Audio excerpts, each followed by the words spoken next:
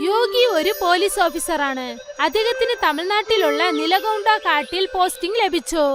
പിന്നെ ഈ കാട്ടിലാണ് ചുവന്ന ചന്ദന മരങ്ങൾ ഒരുപാടുള്ളത്. ഞാനിവിടെ ഉള്ളവരെ ആർക്കും രക്തചന്ദനം കടത്താൻ പറ്റില്ല. ഓക്കെ സാർ, പക്ഷെ ആ വരദരാജൻ രക്തചന്ദനം കടത്താൻ വേണ്ടി അവൻ ഓരോരോ പ്രാവശ്യം ഓരോരോ വഴിയാണ് കണ്ടുപിടിക്കുന്നത് സാർ.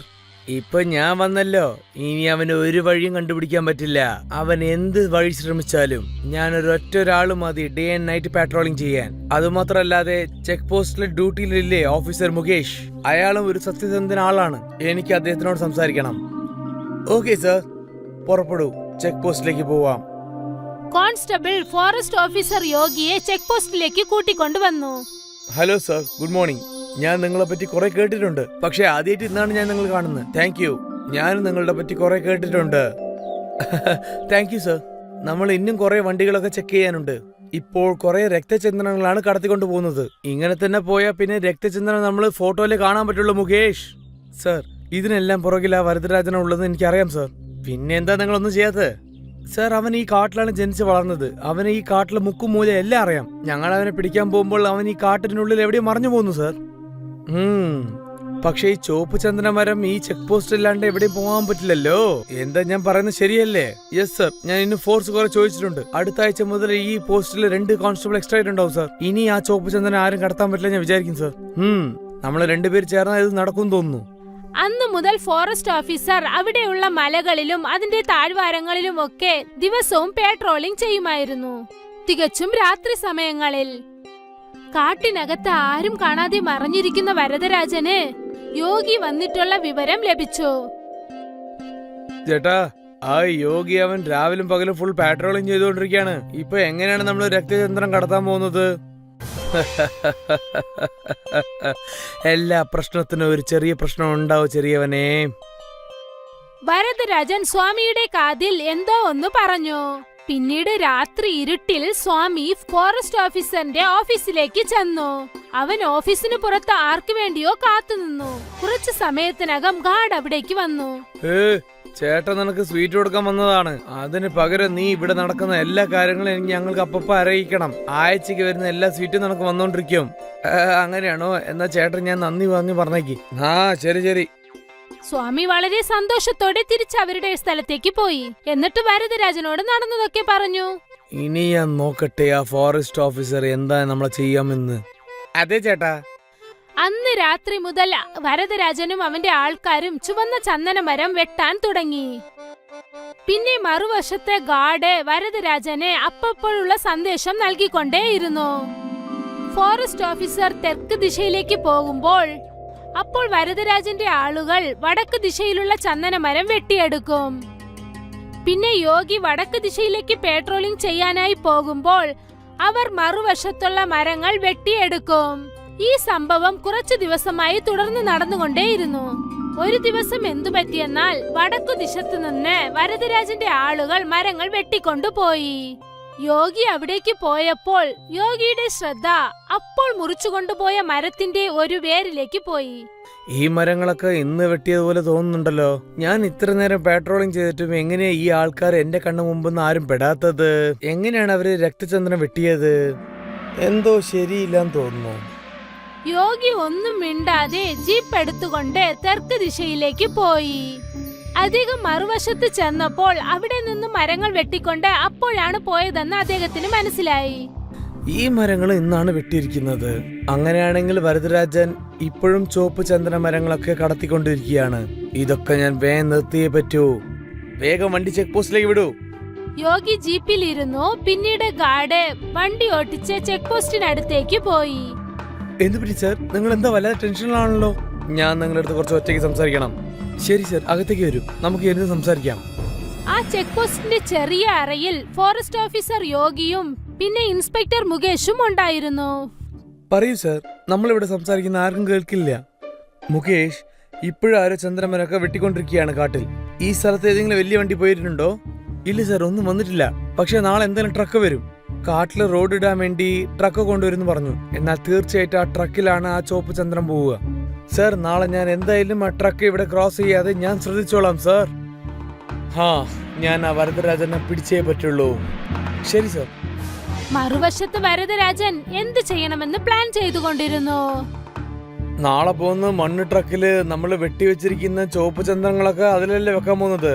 എല്ലാം അതിൽ തന്നെയല്ലേ കൊണ്ടുപോകേണ്ടത്. അതാണ് ഇല്ലാത്തത്. ഈ നേരത്ത് ആ ഫോറസ്റ്റ് ഓഫീസർ എല്ലാ കാര്യവും അറിഞ്ഞിട്ടുണ്ടാവും. നാളെ എല്ലാരും നമുക്ക് വേണ്ടി അവിടെ ചെക്ക് പോസ്റ്റിൽ കാത്തിരിക്കുകയായിരിക്കും. അപ്പൊ നമ്മൾ എന്ത് ചെയ്യാൻ പറ്റും? ഈ ചുവപ്പ് ചന്ദ്രമരങ്ങളൊക്കെ നമ്മൾ എങ്ങനെയാണ് പുറത്തു കൊണ്ടുപോകുന്നത്? വരദരാജൻ തന്റെ പ്ലാൻ ചെയ്തു കഴിഞ്ഞിരുന്നു. അടുത്ത ദിവസം രാവിലെ മണൽ കൊണ്ടുപോകുന്ന ലോറി കാട്ടിലേക്ക് വന്നു.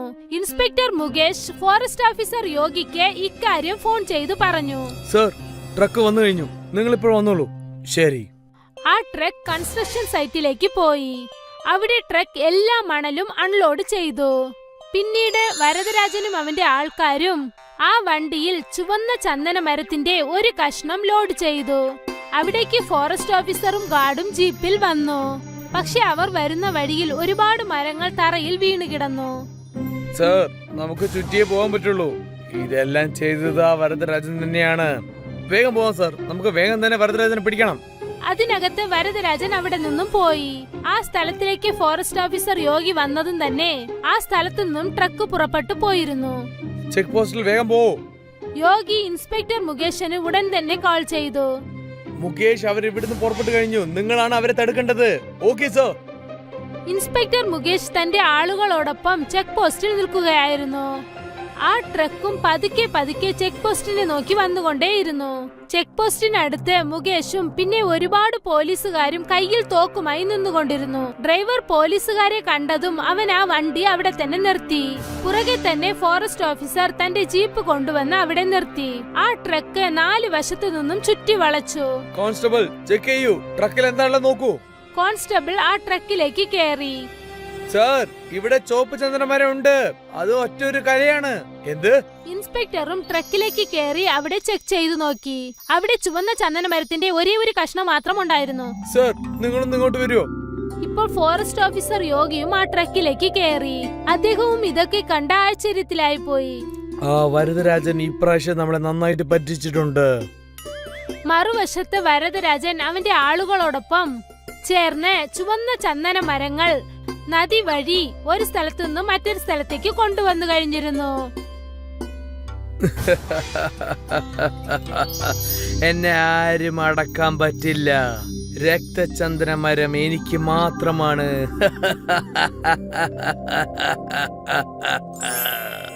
മഹേഷ്പുര എന്ന ഗ്രാമത്തില് മുകേഷും പിന്റു എന്ന പേരുള്ള ചേട്ടനനിയന്മാർ അച്ഛനോടൊപ്പം താമസിക്കുമായിരുന്നു. മുകേഷ് ചേട്ടനും പിന്റു അനിയനുമായിരുന്നു. അച്ഛാ, നിങ്ങൾ മുകേഷ് ചേട്ടന് സൈക്കിൾ മേടിച്ചു കൊടുത്തില്ലേ? എനിക്കൊരു മോട്ടോർ സൈക്കിൾ മേടിച്ചു തരൂ. മോനെ, സൈക്കിൾ ഒരുപാട് വില കുറഞ്ഞതല്ലേ? മോട്ടോർ സൈക്കിളിന് വില അധികവും. എനിക്ക് അതൊന്നും അറിയേണ്ട കാര്യമില്ല. മോട്ടോർ സൈക്കിൾ കിട്ടുന്നവരെ ഞാൻ ഇവിടെ ആഹാരം ഒന്നും കഴിക്കാതിരുന്നോളാം. പിന്റുന്റെ ഈ വാശി കാരണം അവന്റെ അച്ഛന് അവന് വേണ്ടി ഒരു മോട്ടോർ സൈക്കിൾ മേടിച്ചു കൊടുക്കേണ്ടി വന്നു. മുകേഷിനാണെങ്കിൽ പഠിത്തത്തിൽ ഒട്ടും ശ്രദ്ധയില്ലായിരുന്നു. അതുകൊണ്ട് അച്ഛൻ മുകേഷിന്റെ വിവാഹം കഴിപ്പിച്ചു. മുകേഷ് പാടത്തിന്റെ കാര്യങ്ങളെല്ലാം നോക്കി നടത്താൻ തുടങ്ങി. വീട്ടിലാണെങ്കിൽ പിന്റു 12ാം ക്ലാസ് ജയിച്ചു. അച്ഛാ, ഞാൻ പഠിക്കാൻ ടൗണിലേക്ക് പോയിക്കോളാം. മോനെ, അതിന് നമ്മുടെ ഗ്രാമത്തിൽ കോളേജ് ഉണ്ടല്ലോ. ടൗണിൽ പോയാ വീട് വാടകയ്ക്ക് എടുക്കണം. അത് മാത്രമല്ല, അവിടെ ആഹാരം കഴിക്കാൻ പണം ചെലവഴിക്കേണ്ടി വരില്ലേ? അച്ഛാ, എനിക്കതൊന്നും അറിയേണ്ട ആവശ്യമില്ല. എനിക്ക് ടൗണിൽ പോയേ പറ്റൂ. വേറെ വഴിയൊന്നും ഇല്ലാതെ പിന്റുയുടെ വാശിയുടെ മുമ്പിൽ അച്ഛന് തല കുനിക്കേണ്ടി വന്നു. കോളേജിൽ പഠിക്കാൻ വേണ്ടി പിന്റു ടൗണിലേക്ക് പോയി. പക്ഷെ ടൗണിലെ തിളങ്ങുന്ന ഭംഗി കണ്ടപ്പം പിന്റുവിന് പഠിത്തത്തിൽ ഒരു ശ്രദ്ധയില്ലാണ്ട് പോയി. ഏത് സമയത്തും സുഹൃത്തുക്കളോടൊപ്പം ബൈക്കിൽ ചുറ്റിക്കറങ്ങുമായിരുന്നു. ചിലപ്പോഴൊക്കെ സിനിമ ഹാളിൽ പടം കാണാൻ പോകും. ഇല്ലെങ്കിൽ സുഹൃത്തുക്കളോടൊപ്പം പാർട്ടി ചെയ്യുമായിരുന്നു. അങ്ങനെ ചുറ്റിക്കറങ്ങി കളിച്ചും ചിരിച്ചും പിന്റു 2 വർഷം കഴിച്ചു കൂട്ടി. ഒരു ദിവസം പിന്റുവിന്റെ അടുത്ത് മുകേഷിന്റെ കോള് വന്നു. പിന്റു, അച്ഛന്റെ ആരോഗ്യം ഒട്ടും ശരിയല്ല. നീ എത്രയും പെട്ടെന്ന് വീട്ടിൽ വരാൻ നോക്ക്. എന്നെ കൊണ്ട് വരാൻ പറ്റില്ല. ഞാൻ വളരെ ബിസിയാണ്. അവിടുത്തെ കാര്യം നിങ്ങൾ നോക്കിയാ മതി. മോനെ മുകേഷ്, എനിക്ക് പിന്റുവിനെ കാണണമെന്ന് വല്ലാത്ത ആഗ്രഹം തോന്നുന്നു. പിന്റു വീട്ടിൽ വന്നില്ല. വീട്ടിൽ അച്ഛൻ മരിച്ചുപോയി. ഒരു ദിവസം വീട്ടില് പിന്റുന്റെ ഫോൺ വന്നു. മുകേഷ്, നീ അയച്ച തുക എനിക്ക് തികയില്ലല്ലോ. ടൗണിലെ ചെലവ് എത്ര ആയിരിക്കും നിനക്ക് അറിയാവുന്നതല്ലേ? പിന്റു, എന്നെ കൊണ്ട് കഴിയാവുന്ന അത്രയും പണമാണ് നിനക്ക് അയക്കുന്നത്. ഈ പ്രാവശ്യം അസമയത്താണ് മഴ വന്നത്. പാടത്തുണ്ടായതെല്ലാം തകർന്നുപോയി. വീട്ടിൽ കഴിക്കാൻ ആഹാരം പോലുമില്ല. എന്തിനാ എന്നോട് ഇങ്ങനെ കള്ളം പറയുന്നത്? ഞാൻ ഈ പറഞ്ഞതൊന്നും കള്ളമല്ല പിന്റു. പിന്റു ഒരു പെങ്കൊച്ചിനോടൊപ്പം ഗ്രാമത്തിലുള്ളവരുടെ വീട്ടിലേക്ക് തിരിച്ചു വന്നു. അല്ല, ഇതെന്താ പിന്റു? എത്ര ദിവസത്തിന് ശേഷം നീ വന്നേ? നീ വിവാഹം കഴിച്ച വിവരമൊന്നും പറഞ്ഞില്ലല്ലോ. അതെ ചേട്ടാ, ഞാൻ വിവാഹം കഴിച്ചു. മുകേഷിന്റെ കയ്യിൽ ഒരു കടലാസും കൊടുത്തിട്ട് പറഞ്ഞു, ചേട്ടാ, ഇതെന്റെ കോളേജിന്റെ ഒരു ഡോക്യുമെന്റ് ആണ്. ഇതില് വിരലടയാളം പതിക്കാമോ? പിന്റുവിന് വിശ്വാസം ഉള്ളതുകൊണ്ട് ഒന്നും ചോദിക്കാതെ മുകേഷ് അതില് വിരലടയാളം പതിപ്പിച്ചു. വളരെ നല്ല കാര്യം ചേട്ടാ. ഇനി നിങ്ങൾ നിങ്ങളുടെ ഭാര്യയോടൊപ്പം വീട്ടിൽ നിന്ന് ഇറങ്ങി തന്നാ മതി. ഈ കടലാസിൽ ഇംഗ്ലീഷിൽ വ്യക്തമായിട്ട് എഴുതിയിട്ടുണ്ട്. നിങ്ങൾ നിങ്ങളുടെ വീട്, പാടം എല്ലാം നിങ്ങളുടെ അനിയൻ പിന്റുയുടെ പേരിൽ എഴുതുവാന്ന്. എന്താ നീ പറയുന്ന പിന്റു? വെറുതെ ഇവിടെ നിന്ന് എന്റെ സമയം കളയാതെ നിങ്ങളുടെ ഭാര്യയെ വിളിച്ച് വീട്ടിൽ നിന്ന് ഇറങ്ങാൻ നോക്ക്. വരൂ രൂപ. പാവം മുകേഷും രൂപയും റോഡിന്റെ അരികിൽ കുടില് കെട്ടിയാണ് താമസിക്കുന്നത്. ഇനി നമ്മള് ചെലവിന് എന്ത് ചെയ്യും?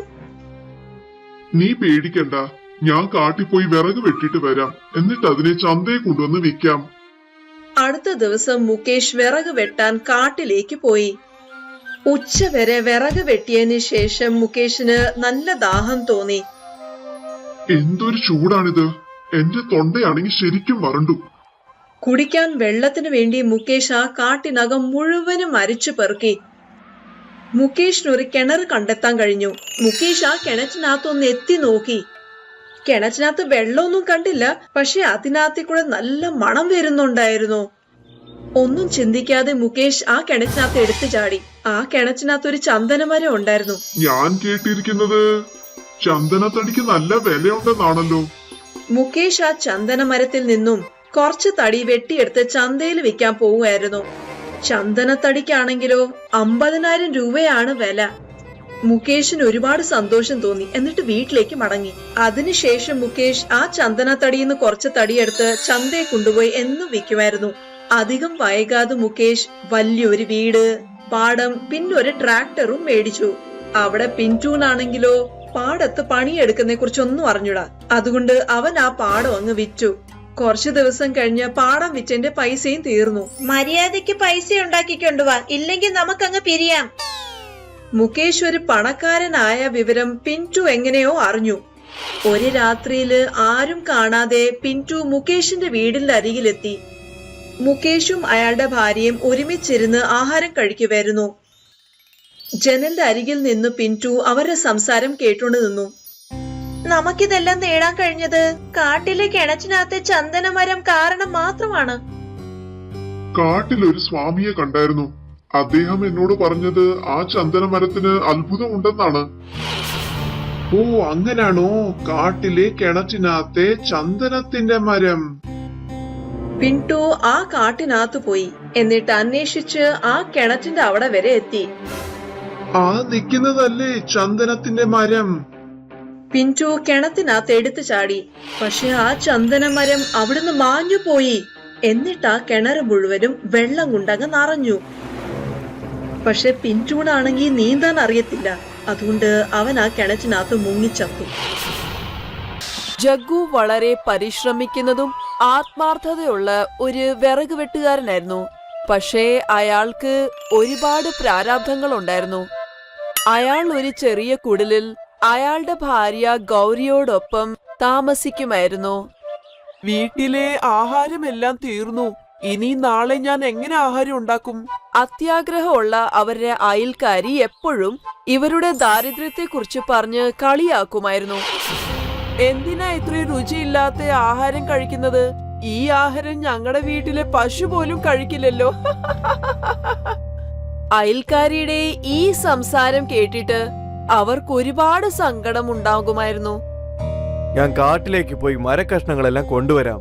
നീ അത് കൊണ്ടുപോയി മാർക്കറ്റിൽ അത് വിറ്റ് കാശാക്കി കൊണ്ടുവരികയാണെങ്കിൽ പലചരക്ക് സാധനങ്ങൾ വാങ്ങിക്കാം. അങ്ങനെ ജഗ്ഗു കാട്ടിലേക്ക് പോയി. എന്നിട്ട് ഒന്നൊന്നായി വിറകുകൾ മുറിക്കാൻ തുടങ്ങി. അയാള് വലിയൊരു മരത്തിന്റെ കൊമ്പ് മുറിക്കാനായിട്ട് കോടാലി പ്രയോഗിക്കാൻ തുടങ്ങുമ്പോ ആ സമയത്ത് അയാൾ ഒരു ശബ്ദം കേട്ടു. എന്നെ വെട്ടല്ലേ, എന്നെ വെട്ടല്ലേ, എന്നെ വെട്ടല്ലേ. ഇത് ആരുടെ ശബ്ദമാണിത്? ആരാണ് അവിടെ ഉള്ളത്? ഞാനാണ്, നിന്റെ മുന്നിലിരിക്കുന്ന ഈ മരമാണ്.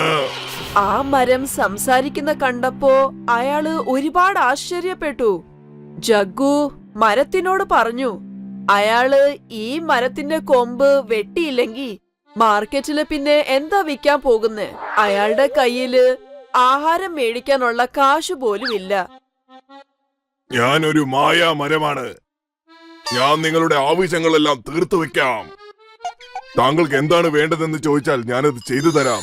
ആ മരം ഇത്രയും പറഞ്ഞപ്പോ അത്ഭുതമായി അവിടെ ഒരുപാട് ഗോതമ്പ്, പരിപ്പ്, അരി അവിടെ പ്രത്യക്ഷപ്പെട്ടു. ഇത് കണ്ട ജഗ്ഗു ഒരുപാട് സന്തോഷിച്ചു.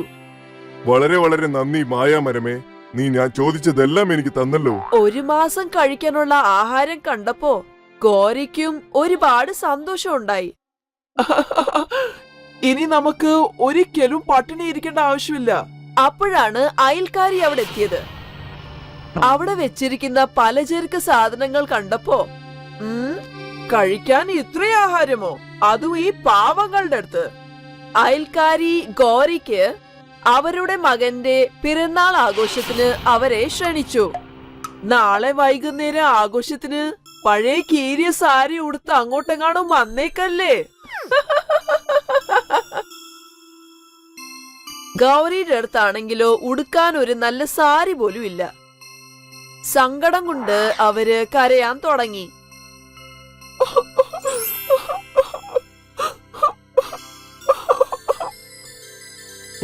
കരയല്ലേ ഗൗരി? ഭാര്യയ്ക്ക് പുതിയൊരു സാരി എങ്ങനെയാ മേടിച്ചു കൊടുക്കുന്നേന്ന് ആലോചിച്ച് ജഗ്ഗു ഒരുപാട് വിഷമിച്ചു. ഇതിനെക്കുറിച്ച് ചിന്തിച്ചോണ്ടിരുന്ന ജഗ്ഗു കാട്ടിലെത്തി. അത്ഭുതമുള്ള ആ മരം അയാളോട് ചോദിച്ചു, എന്തിനാ ഇങ്ങനെ വിഷമിക്കുന്നേന്ന്. എന്റെ ഭാര്യയുടെ കയ്യിൽ നല്ലൊരു സാരി പോലും ഇല്ല. ഞാൻ അവൾക്ക് നല്ലൊരു സാരി എവിടെ നിന്നാണ് കൊണ്ടുപോയി കൊടുക്കുന്നത്? ഓ, ഇത്രേ ഉള്ളൂ കാര്യം. താങ്കൾ എന്താണ് വേണ്ടതെന്ന് ചോദിച്ചാൽ അതെല്ലാം ഞാൻ തരാം. അത്ഭുതമുള്ള ആ മരം ഇത്രയും പറഞ്ഞപ്പോ അവിടെ ഒരു സാരി പ്രത്യക്ഷപ്പെട്ടു. പുതിയ സാരി കണ്ടപ്പോ ജഗ്ഗുവിന് ഒരുപാട് സന്തോഷം ഉണ്ടായി. ആ അത്ഭുത മരത്തിനോട് ജഗ്ഗു നന്ദി പറഞ്ഞു. എന്നിട്ട് സാരി എടുത്ത് ജഗ്ഗു വീട്ടിലേക്ക് പോയി. പുതിയ സാരി കണ്ടപ്പോ ഗോരി ഒരുപാട് സന്തോഷിച്ചു. ആ സാരി ഉടുത്ത ഗോരി ജഗ്ഗുവിനോടൊപ്പം അയൽക്കാരുടെ വീട്ടിലെ ആഘോഷത്തിന് പങ്കെടുക്കാൻ പോയി. ഇത്രയും ഭംഗിയുള്ള സാരി ഗോരി ഉടുത്തേക്കുന്ന കണ്ടപ്പോ ആഘോഷത്തിന് പങ്കെടുക്കാൻ വന്ന എല്ലാ അതിഥികളും ഗോരിയെ ഒരുപാട് പ്രശംസിച്ചു. ഈ സാരിയിൽ നിന്നെ കാണാൻ നല്ല ഭംഗിയുണ്ട്. ഗോരിയെ എല്ലാവരും പ്രശംസിക്കുന്ന കണ്ടപ്പോ അയൽക്കാരിക്ക് അസൂയ തോന്നി. ഞാൻ വിചാരിച്ചത് എല്ലാവരുടെയും മുമ്പിൽ വെച്ച് ഇവരുടെ ദാരിദ്ര്യത്തെ നല്ലോണം കളിയാക്കാവുന്നായിരുന്നു. പക്ഷെ ഇവരെല്ലാം കൂടെ ചേർന്ന് അവളെ പ്രശംസിക്കുന്നത് കണ്ടില്ലേ? അസൂയ മൂത്ത ആ അയൽക്കാരി കയ്യിലിട്ടിരുന്ന സ്വർണവളകളെ ഒളിപ്പിച്ചു വെച്ചു. എന്നിട്ട് ഗൗരിയാണ് സ്വർണവളകൾ മോഷ്ടിച്ചെന്ന് അവരാരോപിച്ചു. എന്നിട്ട് എല്ലാവരുടെയും മുമ്പിൽ വെച്ച് ഗൗരി അവരെ അപമാനിക്കാൻ തുടങ്ങി. കണ്ടില്ലേ കണ്ടില്ലേ നിങ്ങള്, ഈ ഗോരി എന്റെ കയ്യിലിരുന്ന സ്വർണ വളകളെ മോഷ്ടിച്ചു. ഗോരി അപമാനിക്കുന്നത് കണ്ടപ്പോ ജഗ്ഗുവിന് ഒരുപാട് വിഷമം ഉണ്ടായി.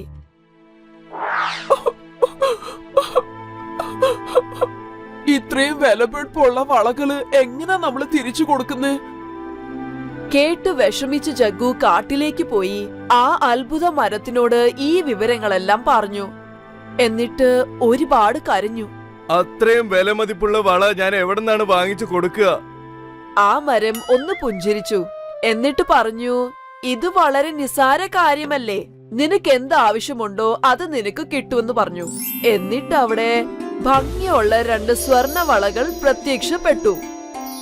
ഈ സംഭവം കണ്ട് ജഗ്ഗു സന്തോഷം കൊണ്ട് തുള്ളിച്ചാടാൻ തുടങ്ങി. ഒരിക്കൽ കൂടി അയാളെ സഹായിച്ചതിന് ജഗ്ഗു ആ അത്ഭുത മരത്തിനോട് നന്ദി പറഞ്ഞു. എന്നിട്ട് ആ വളകൾ എടുത്ത് അവിടുന്ന് പോയി. ജഗ്ഗുവും ഭാര്യ ഗൗരിയും ആ അയൽക്കാരിക്ക് വളകൾ തിരിച്ചു കൊടുത്തു. ഞങ്ങളുടെ ഭാഗത്തുനിന്ന് ഒരു തെറ്റ് സംഭവിച്ചു പോയി. ഇന്ന് നിങ്ങളുടെ വളകൾ. വളകൾ കണ്ട് ആ അയൽക്കാരിക്ക് ഇത് വിശ്വസിക്കാൻ കഴിഞ്ഞില്ല. എന്റെ വളകള് ഞാൻ തന്നെ ഒളിപ്പിച്ചു വെച്ചതായിരുന്നല്ലോ. അപ്പൊ പിന്നെ ഈ പാവങ്ങളുടെ അടുത്ത് ഇങ്ങനൊരു വള എങ്ങനാ വന്നത്? ഇതിലെന്തോ രഹസ്യമുണ്ട്. എങ്ങനാ വന്നേന്ന് എനിക്കറിയണം. ഗൗരി ജഗ്ഗുവിന്റെ അടുത്ത് ചോദിച്ചു, ഇത്രയും വില കൂടിയ വളകൾ അയാളുടെ കയ്യിൽ എവിടുന്നാ കിട്ടിയെന്ന്. കാട്ടില് ഒരു മായാ മരമുണ്ട്. ആ മരമാണ് എനിക്ക് ഈ വളകൾ തന്നത്. ആ സാരി, പിന്നെ പലചരക്ക് സാധനങ്ങൾ, അങ്ങനെ എല്ലാം ആ മരമാണ് തന്നത്. ജഗ്ഗുവിന്റെ ഈ സംസാരം കേട്ട് അയൽക്കാരി അത്ഭുതപ്പെട്ടു. അങ്ങനെയാണോ? അപ്പോ ഇതാണ് രഹസ്യം. എന്നാ പിന്നെ ഞാനും ആ അത്ഭുത മരത്തിനോട് സ്വർണവും വെള്ളിയും വജ്രാഭരണങ്ങളൊക്കെ ചോദിച്ച് വലിയ വലിയ ഒരു പണക്കാരിയാകും. പിറ്റേ ദിവസം അയൽക്കാരി ജഗ്ഗുവിന്റെ പുറകെ തന്നെ പോയി ആ അത്ഭുത മരത്തിന്റെ അടുത്തെത്തി. അവിടെ വെച്ചാണ് അവര് കണ്ടത് ജഗ്ഗു ആ അത്ഭുത മരത്തിനോട് സംസാരിക്കുന്നത്. ജഗ്ഗു അവിടുന്ന് പോയ ഉടൻ അവരാ മരത്തിന്റെ അടുത്തെത്തി. അത്ഭുത മരമേ, വരൂ, എത്രയും പെട്ടെന്ന് എനിക്ക് നല്ല വിലപിടിപ്പുള്ള മാല ഇങ്ങ് തന്നേ. ആ അയൽക്കാരി ചോദിച്ച ഉടൻ തന്നെ അവിടെ നല്ല വിലപിടിപ്പുള്ള ഒരു മാല അവരുടെ മുമ്പില് പ്രത്യക്ഷപ്പെട്ടു. ഇത് കണ്ട അയൽക്കാരിക്ക് സന്തോഷം കൊണ്ട് ഭ്രാന്ത് പിടിച്ചു. പക്ഷേ വിലപിടിപ്പുള്ള ആ മാല അവര് കഴുത്തേലിട്ട ഉടൻ തന്നെ ആ മാല ഒരു പാമ്പായി മാറി. പേടിച്ച ആ അയൽക്കാരി ഒച്ച വെക്കാൻ തുടങ്ങി. അവരാ പാമ്പിനെ എടുത്ത് ദൂരെ കളഞ്ഞു. എന്നിട്ട് ആ അത്ഭുത മരത്തിനോട് അവര് ചോദിച്ചു എന്തിനാ അവർക്ക് പാമ്പ് കിട്ടിയെന്ന്. എന്നിട്ട് ജഗ്ഗുവിനോ അവന് ഇഷ്ടമുള്ള എല്ലാ സാധനങ്ങളും കിട്ടി. ആ അത്ഭുത മരം അവരോട് പറഞ്ഞു വേറെ വഴിയില്ലാത്തത് കൊണ്ട് ജഗ്ഗു മരത്തിനോട് ചോദിച്ച സാധനങ്ങളെല്ലാം അവന് ശരിക്കും ആവശ്യമുള്ളതായിരുന്നു.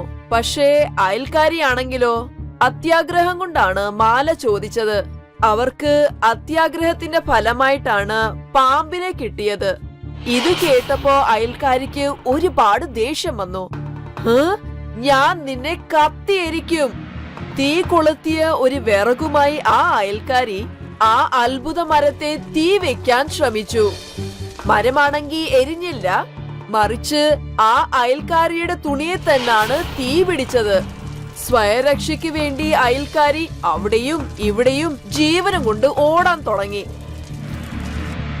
ഈ കഥയില് നമുക്ക് പഠിക്കാനുള്ള പാഠം ഇതാണ്: കഠിനമായി പരിശ്രമിക്കുന്നതും ആത്മാർത്ഥതയുള്ള ആൾക്കാർക്ക് മാത്രമേ അവർക്ക് ആവശ്യമുള്ള സാധനങ്ങൾ ചോദിക്കാതെ തന്നെ കിട്ടുന്നത്. പക്ഷേ അത്യാഗ്രഹം കാണിക്കുന്ന ആൾക്കാർക്ക് ഒന്നും കിട്ടാറില്ല. കാരണം അത്യാഗ്രഹത്തിന് ഒരു അന്തവും ഇല്ല. എന്നിട്ട് അധിക അത്യാഗ്രഹം കാണിച്ചാൽ മനുഷ്യന് നഷ്ടം മാത്രമേ ഉണ്ടാകൂ. കണ്ടില്ലേ ആ അയൽക്കാരിക്ക് സംഭവിച്ചത്? മഹാരാഷ്ട്രയിൽ ഒരു ഗ്രാമം ഉണ്ടായിരുന്നു. അവിടെ കമല മകൾ കരിഷ്മയോടൊപ്പം താമസിക്കുന്നുണ്ടായിരുന്നു. കമലയ്ക്ക് കശുവണ്ടിയുടെ കൃഷി ഉണ്ടായിരുന്നു. അവരുടെ കൃഷിയിൽ നിന്ന് കിട്ടുന്ന കശുവണ്ടി ദേശത്തും വിദേശത്തും അയക്കാറുണ്ട്. ആ ഗ്രാമത്തിലെ ഏറ്റവും വലിയ വീട് കമലയുടെയായിരുന്നു. അവർക്ക് പണവും പ്രതാപവും ഉണ്ടായിട്ടും അവർക്ക് അതിന്റെ അഹങ്കാരവും അഹംഭാവവും ഇല്ലായിരുന്നു. അവര് എല്ലാ വർഷവും അടുത്തുള്ള ഗ്രാമത്തിലെ പാവങ്ങൾക്ക് വസ്ത്രങ്ങൾ ദാനമായിട്ട് കൊടുക്കും. അതുമല്ലാതെ ഗ്രാമത്തിൽ ചിലപ്പോഴൊക്കെ അന്നദാനം നടത്താറുണ്ടായിരുന്നു. അമ്മേ, നമുക്ക് ഇത്രയും പണം എവിടുന്നാ കിട്ടിയത്? നിങ്ങൾക്ക് എവിടുന്നെങ്ങാനും സ്വർണത്തിന്റെ ഖജനാവ് കിട്ടിയതായിരുന്നു? അങ്ങനൊന്നും അല്ല മോളെ. നിന്റെ അച്ഛനും പിന്നെ നിന്റെ മുത്തശ്ശനും അധ്വാനിക്കുന്ന കൃഷിക്കാരായിരുന്നു. അവര് ഒരുപാട് പരിശ്രമിച്ചിട്ടാണ് ഈ കശുവണ്ടിയുടെ കൃഷി ചെയ്ത് പതുക്കെ പതുക്കെ ഇത്രയും പണവും സമ്പാദ്യവും ഉണ്ടാക്കിയത്. അതുകൊണ്ട് നമുക്കുള്ള സ്വത്തിനെ കുറിച്ച് ആലോചിച്ച് അഹങ്കരിക്കാൻ പാടില്ല. അമ്മേ, നമ്മൾ എന്തിനാ എല്ലാ വർഷവും ഇത്രയും അന്നദാനം ചെയ്യുന്നേ? മോളെ, ഒരുപാട് പണം ഉണ്ടാക്കുന്നേക്കാൾ കൂടുതൽ സന്തോഷം അതുകൊണ്ട് ആരെങ്കിലും സഹായിക്കുന്നതിലാണ്. നീ ഒരു വലിയ കുട്ടിയാവുമ്പം നിനക്ക് ഈ കാര്യം താനേ മനസ്സിലായിക്കോളും. ആ ഗ്രാമത്തിലെ കമലയോട് അസൂയ തോന്നുന്ന ആൾക്കാർക്ക് പഞ്ഞമില്ല. ഗ്രാമത്തില് ബൻവാരി എന്ന പേരുള്ള കൃഷിക്കാരനുണ്ടായിരുന്നു. അവൻ പാടത്ത് കരിമ്പിന്റെ കൃഷിയായിരുന്നു ചെയ്തത്.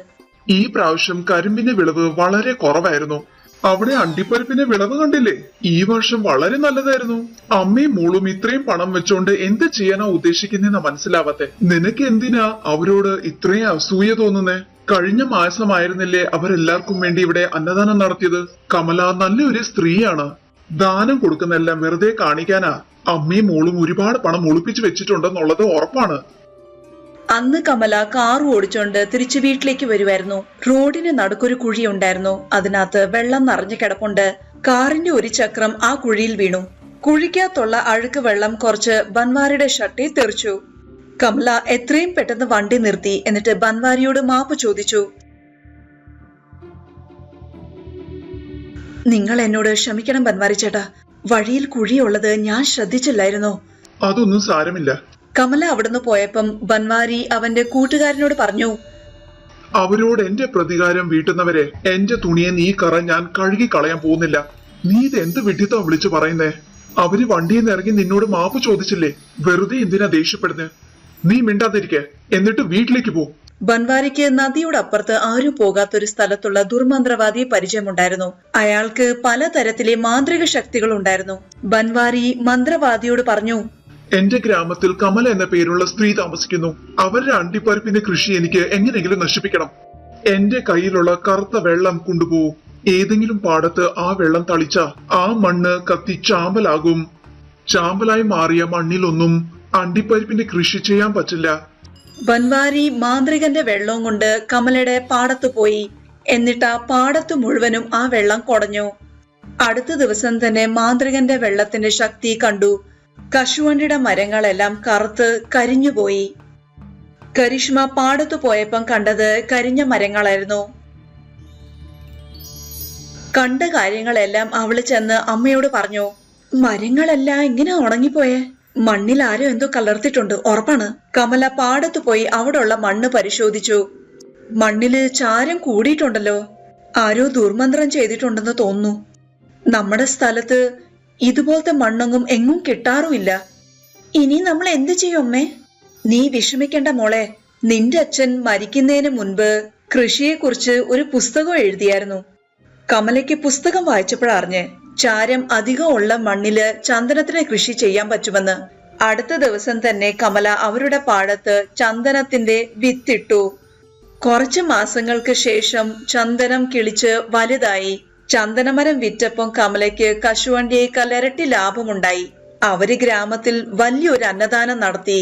എന്നിട്ട് പാവങ്ങൾക്ക് ആവശ്യമുള്ള സാധനങ്ങൾ ദാനമായി കൊടുത്തു. ഗ്രാമത്തിലെ ആൾക്കാര് കമല ചെയ്തതെല്ലാം ഒരുപാട് പ്രശംസിച്ചു. നാട്ടുകാരുടെ ഇടയില് കമലയെ കുറിച്ചുള്ള നല്ല സംസാരം കേട്ടപ്പം ബൻവാരിക്ക് തീരെ സഹിക്കാൻ പറ്റിയില്ല. ദേഷ്യത്തിൽ അയാൾ ദുർമന്ത്രവാദിയുടെ അരികിൽ ചെന്നു. എന്നിട്ട് മന്ത്രവാദിയുടെ കഴുത്തിൽ കയറി പിടിച്ചു. എടാ, നിന്റെ വെള്ളം പാടത്ത് ഉപയോഗിച്ച കമല നശിച്ചു പോവെന്നല്ല പറഞ്ഞേ. പക്ഷെ അവള് പഴയതിനേക്കാൾ കൂടുതൽ പണക്കാരിയായി. മര്യാദക്ക് എന്റെ കഴുത്ത് വിട്. ഇതില് എന്റെ തെറ്റ് ഒന്നും തന്നെയില്ല. അണ്ടിപ്പരിപ്പിന്റെ കൃഷി നശിപ്പിക്കണമെന്ന് മാത്രമല്ലേ നീ പറഞ്ഞുള്ളൂ. ഞാൻ അത് മാത്രമേ ചെയ്തുള്ളൂ. എനിക്ക് അറിയാമായി ആ സ്ഥാനത്ത് തന്നെ ചന്ദനത്തിന്റെ കൃഷി ചെയ്ത് വലിയ പണക്കാരിയാകുമെന്ന്. മര്യാദക്ക് എന്നെ പണം തിരിച്ചതാ.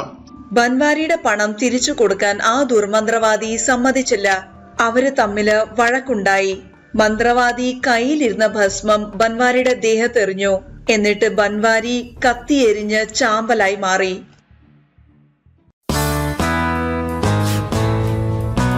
ഭാരതത്തിന്റെ വടക്കേ ഭാഗത്ത് സുമേർപൂർ എന്ന പേരുള്ള ഗ്രാമമുണ്ടായിരുന്നു.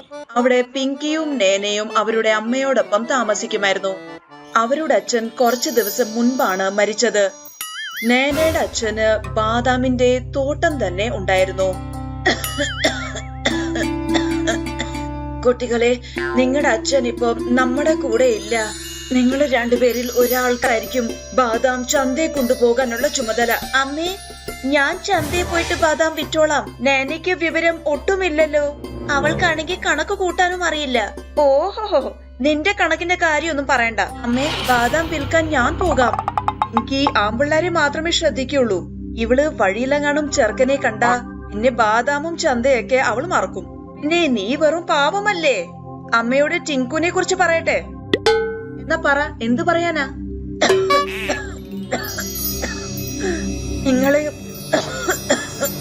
നിങ്ങൾ ഇങ്ങനെ തമ്മി തല്ലുന്ന നിർത്ത്. ശ്രദ്ധിച്ച് കേക്ക്. ഞാൻ നിങ്ങൾ രണ്ടുപേരെയും ബാദാം വിൽക്കാൻ അയക്കാം. കൂടുതൽ ലാഭവുമായിട്ട് ആരാണാവോ തിരിച്ചു വരുന്നത്, അവരെ മാത്രമേ അടുത്ത പ്രാവശ്യം ബാദാം വിൽക്കാൻ ഞാൻ പറഞ്ഞയക്കൂ. പിങ്കിയുടെ അമ്മ പിങ്കിക്കും നേനയ്ക്കും 5 സ്വർണ ബാദാം കയ്യിൽ കൊടുത്തു. അമ്മേ, ഈ സ്വർണം കൊണ്ടുള്ള ബാദാം കൊണ്ട് നമ്മൾ എന്ത് ചെയ്യണം? നിങ്ങൾ ഇത് നിങ്ങളുടെ കയ്യിൽ വെച്ചാൽ മാത്രം മതി. ആവശ്യം വരുമ്പോ നിന്നിൽ അധികം സാമർഥ്യമുള്ള ആള് ആ സമയത്ത് പ്രയോഗിക്കുന്നതായിരിക്കും. ഇപ്പൊ നിങ്ങൾ പോയി ബാദാം വിൽക്ക്. പിങ്കിയും നേനയും ബാദാം നിറഞ്ഞ കൊട്ട അവരെ തലയിലെടുത്തു വെച്ചു. എന്നിട്ട് രണ്ടുപേരും വേറെ വേറെ വഴിയെ ചന്തയ്ക്ക് പുറപ്പെട്ടു. പിങ്കി ചന്തയിലേക്ക് പോയ വഴിയിൽ കൊള്ളക്കാരുടെ ഒരു കൂട്ടം അവിടെ താമസിക്കുമായിരുന്നു. ആ കൂട്ടത്തില് ഒരു സ്ത്രീയും 2 പുരുഷന്മാരും ഉണ്ട്. ഒരു പാവം പെണ്ണ് ഇങ്ങോട്ട് വരുന്നത് നിങ്ങൾ കണ്ടില്ലേ? എല്ലാവരും പെട്ടെന്ന് പറഞ്ഞ സ്ഥലത്ത് പോയി നില്ല്. ഒരുപാട് ദിവസങ്ങൾക്ക് ശേഷമാണ് ഈ വഴിയിൽ ഒരു ഇരയെ നമുക്ക് കിട്ടുന്നത്. പിങ്കി വഴിയിൽ നടന്നു പോകുമ്പം ഒരാള് അവളെ തടഞ്ഞു. അല്ല മോളെ, എന്ത് വിൽക്കാനായി പോകുന്നേ? ഞാൻ ബാദാം വിൽക്കാൻ പോകുക. എനിക്ക് കുറച്ച് ബാദാം മേടിച്ചാൽ കൊള്ളാവുന്നുണ്ട്, ഒന്ന് കാണിച്ചേ. പിങ്കി അയാൾക്ക് കൊട്ട തുറന്ന് ബാദാം കാണിച്ചു കൊടുത്തു. അല്ല, ഇത് ബാദാം അല്ലല്ലോ, വെറും കല്ലാണ്. നിങ്ങൾക്ക് എന്താ ഭ്രാന്താണോ? ഇത് ബാദാമാണ്. പിങ്കി കുറച്ചും കൂടെ മുന്നിലേക്ക് നടന്നുപോയപ്പം അടുത്ത കൊള്ളക്കാരൻ വഴി തടഞ്ഞ് അവളോട് ചോദിച്ചു. അവിടെ നിന്നേ കുട്ടി, നീ എന്താ വിൽക്കുന്നത്? ബാദാം വിൽക്കുകയാണ്. അതെയോ, എന്നാ കാണിച്ചേ. ബാദാം വാങ്ങിക്കാൻ ഞാൻ ചന്തയിൽ പോകാനിരിക്കുവായിരുന്നു. പിങ്കി കൊട്ട തുറന്ന് അയാൾക്ക് ബാദാം കാണിച്ചു കൊടുത്തു. അതെ കുട്ടി, എനിക്കെന്താ ഭ്രാന്തുണ്ടെന്ന് വിചാരിച്ചോ? ഇത് വെറും കല്ലാണല്ലോ. ഇത് നീ എവിടെന്നാ കൊണ്ടുവരുന്നത്? എന്റെ അമ്മയാ എനിക്ക് തന്നത്. എന്നാ നിന്റെ അമ്മ നിന്നെ പറ്റിച്ചു തന്നെന്നാ എനിക്ക് തോന്നുന്നത്. ഇല്ല, എന്റെ അമ്മ അങ്ങനൊന്നും ചെയ്യില്ല. പിങ്കി കുറച്ചും കൂടെ മുന്നിലേക്ക് പോയപ്പം 3ാമത്തെ കൊള്ളക്കാരൻ അവിടെ നിപ്പുണ്ടായിരുന്നു. അവരും പിങ്കിയുടെ ബാദാം കല്ലാണെന്ന് അവളോട് പറഞ്ഞു. നിനക്കൊരു അന്യത്യം ഉണ്ടെന്നല്ലേ നീ ഞങ്ങളോട് പറഞ്ഞിരിക്കുന്നത്? നിന്നെ പറ്റിക്കാൻ വേണ്ടി നിന്റെ അമ്മ കൊട്ടയ്ക്കകത്ത് കല്ല് വാരി വെച്ചെന്നാ എനിക്ക് തോന്നുന്നത്. അവസാനം പിങ്കി കൊള്ളക്കാർ അവളോട് പറഞ്ഞ കള്ളം വിശ്വസിച്ചു. പിങ്കി സ്വർണ ബാദാം എടുത്ത് കൊള്ളക്കാരെ കാണിച്ചു. ഇതും കല്ലാണെന്നാണോ പറയുന്നേ? ഇത് സ്വർണം കൊണ്ട് ഉണ്ടാക്കിയതാണെന്നാ അമ്മ എന്നോട് പറഞ്ഞത്. നീ എന്താ ഈ പറയുന്നേ? ഇതും വെറും കല്ലാണല്ലോ. നിന്റെ അമ്മയും അനിയത്തിയും ചേർന്ന് നിന്നെ ശരിക്കും ചതിച്ചതാണ്. പിങ്കിക്ക് ദേഷ്യം വന്നു. അവള് കൊട്ടയിലിരുന്ന ബാദാമും കയ്യിലിരുന്ന ബാദാമും താഴെ എറിഞ്ഞ് നേരെ തിരിച്ചു വീട്ടിലേക്ക് മടങ്ങി. വേറൊരു ഭാഗത്ത് നേന പോയിരുന്ന വഴിയില് ഒരു പുരുഷനും ഒരു സ്ത്രീയും താമസിക്കുന്നുണ്ടായിരുന്നു. അവര് ഇമോഷണൽ ഡ്രാമ ചെയ്ത് ആൾക്കാരുടെ കയ്യിൽ നിന്ന് പണം തട്ടിയെടുക്കുമായിരുന്നു. അത് കണ്ടില്ലേ, അവിടുന്ന് ഒരു പെങ്കൊച്ചു വരുന്നുണ്ട്. വാ, പെട്ടെന്ന് നമുക്ക് തുടങ്ങാം. എന്റെ എല്ലാം തകർന്നു പോയി, എന്നെ ഒന്ന് രക്ഷിക്ക്. ഞങ്ങളുടെ കയ്യിൽ നിന്നെല്ലാം നഷ്ടമായി. എന്റെ ഭർത്താവിന് തീരെ സുഖമില്ല. ദൈവത്തെ ഓർത്ത് ആരെങ്കിലും ഞങ്ങളെ ഒന്ന് സഹായിക്കും. ഒന്ന് നിൽക്കണേ കുട്ടി, കുറച്ച് പൈസ ഉണ്ടെങ്കിൽ ഞങ്ങൾക്ക് തരണം. എനിക്ക് എന്റെ ഭർത്താവിനെ ഒന്ന് ചികിത്സിക്കണം. അതിനാ. അയാളും അയാളുടെ ഭാര്യയും അഭിനയിക്കുകയാണെന്ന് നേനയ്ക്ക് മനസ്സിലായി. അത് പിന്നെ ഇപ്പൊ എന്റെ കയ്യില് പണമൊന്നുമില്ല. ഞാൻ അത്ഭുതമുള്ള ബാദാം വിൽക്കാൻ പോവാണ്. അത് വിൽക്കാൻ കഴിഞ്ഞാൽ എനിക്ക് ഒരുപാട് പണം കിട്ടും. അത്ഭുതമുള്ള ബാദാമോ? ശരിയാണ്, അത്ഭുതമുള്ള ബാദാം. ഇതിനെ അവരവരുടെ വീട്ടിൽ 2 മാസം വെച്ചാൽ അത് സ്വർണമായിട്ട് മാറും. നോക്ക്, എന്റെ കയ്യിൽ കുറച്ച് സ്വർണ ബാദാം ഉണ്ട്. നേനയുടെ അമ്മ അവൾക്ക് കൊടുത്ത 5 സ്വർണ ബാദാം അവള് ആ സ്ത്രീയെ കാണിച്ചു. സ്വർണ ബാദാം എല്ലാം ഇവിടെ കൊണ്ടുവരാൻ പറ്റില്ലല്ലോ. നിങ്ങൾക്ക് അറിയാമെന്നല്ലേ, വരുന്ന വഴിയിൽ ഒരുപാട് കൊള്ളക്കാരും കള്ളന്മാരെ കാണുമെന്ന്. നിങ്ങൾക്കിനി ഈ ബാദാം വിൽക്കാൻ എന്നെ സഹായിക്കാൻ കഴിഞ്ഞാൽ ഞാൻ നിങ്ങൾക്ക് 1/2 കിലോ ബാദാം തരാം. ആ സ്ത്രീയും പുരുഷനും ചിന്തിച്ചു. 1/2 കിലോ ബാദാം സ്വർണമായിട്ട് മാറിയാൽ അവര് വലിയ പണക്കാരായിട്ട് മാറില്ലേ? അതുകൊണ്ട് ബാദാം വിൽക്കാൻ നേനെ അവരെ സഹായിക്കാമെന്ന് അവര് സമ്മതിച്ചു.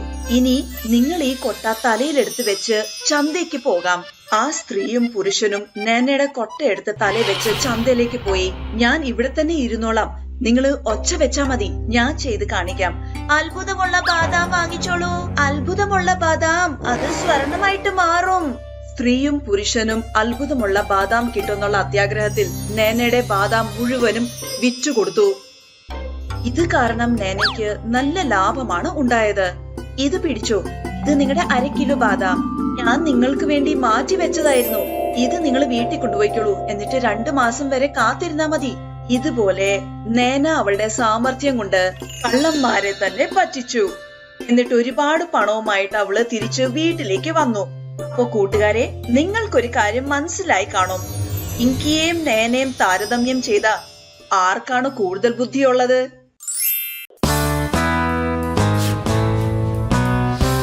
മഹേഷ്പുര എന്ന ഗ്രാമത്തില് മുകേഷും പിന്റു എന്ന പേരുള്ള ചേട്ടനനിയന്മാർ അച്ഛനോടൊപ്പം താമസിക്കുമായിരുന്നു. മുകേഷ് ചേട്ടനും പിന്റു അനിയനുമായിരുന്നു. അച്ഛാ, നിങ്ങൾ മുകേഷ് ചേട്ടന് സൈക്കിൾ മേടിച്ചു കൊടുത്തില്ലേ?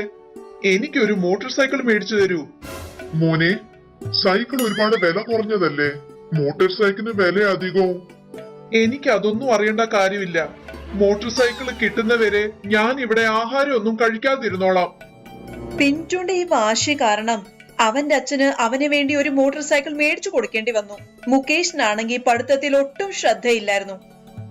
അതുകൊണ്ട് അച്ഛൻ മുകേഷിന്റെ വിവാഹം കഴിപ്പിച്ചു. മുകേഷ് പാടത്തിന്റെ കാര്യങ്ങളെല്ലാം നോക്കി നടത്താൻ തുടങ്ങി. വീട്ടിലാണെങ്കിൽ പിന്റു 12ാം ക്ലാസ് ജയിച്ചു. അച്ഛാ, ഞാൻ പഠിക്കാൻ ടൗണിലേക്ക് പോയിക്കോളാം. മോനെ, അതിന് നമ്മുടെ ഗ്രാമത്തിൽ കോളേജ് ഉണ്ടല്ലോ. ടൗണിൽ പോയാ വീട് വാടകയ്ക്ക് എടുക്കണം. അത് മാത്രമല്ല, അവിടെ ആഹാരം കഴിക്കാൻ പണം ചെലവഴിക്കേണ്ടി വരില്ലേ?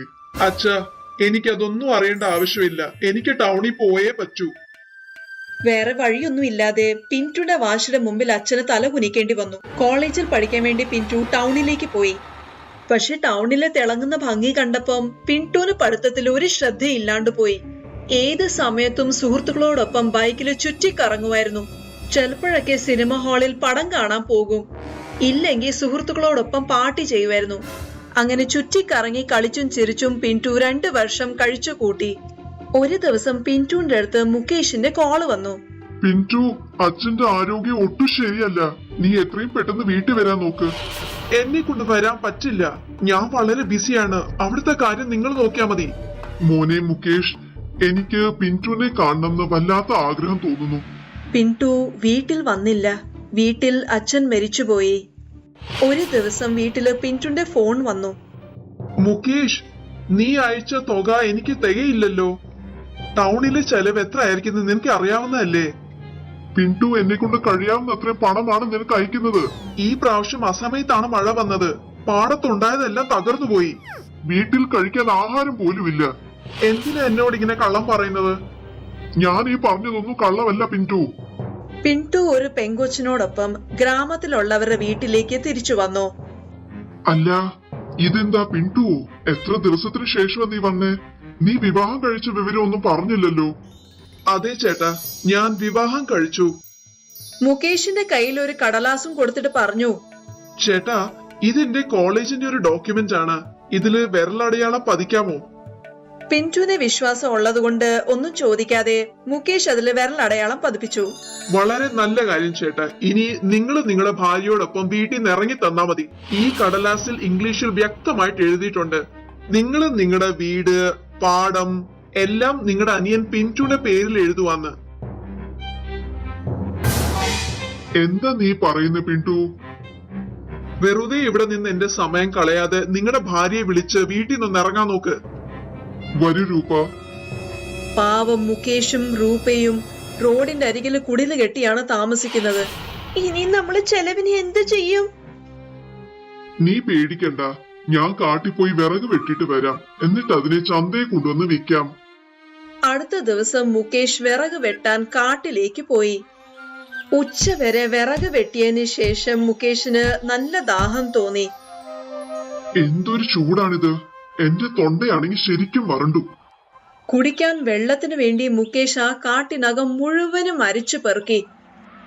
മുകേഷിന് ഒരു കിണർ കണ്ടെത്താൻ കഴിഞ്ഞു. മുകേഷ് ആ കിണറ്റിനകത്തൊന്ന് എത്തി നോക്കി. കിണറ്റിനകത്ത് വെള്ളമൊന്നും കണ്ടില്ല, പക്ഷെ അതിനകത്തിൽ കൂടെ നല്ല മണം വരുന്നുണ്ടായിരുന്നു. ഒന്നും ചിന്തിക്കാതെ മുകേഷ് ആ കിണറ്റിനകത്ത് എടുത്തു ചാടി.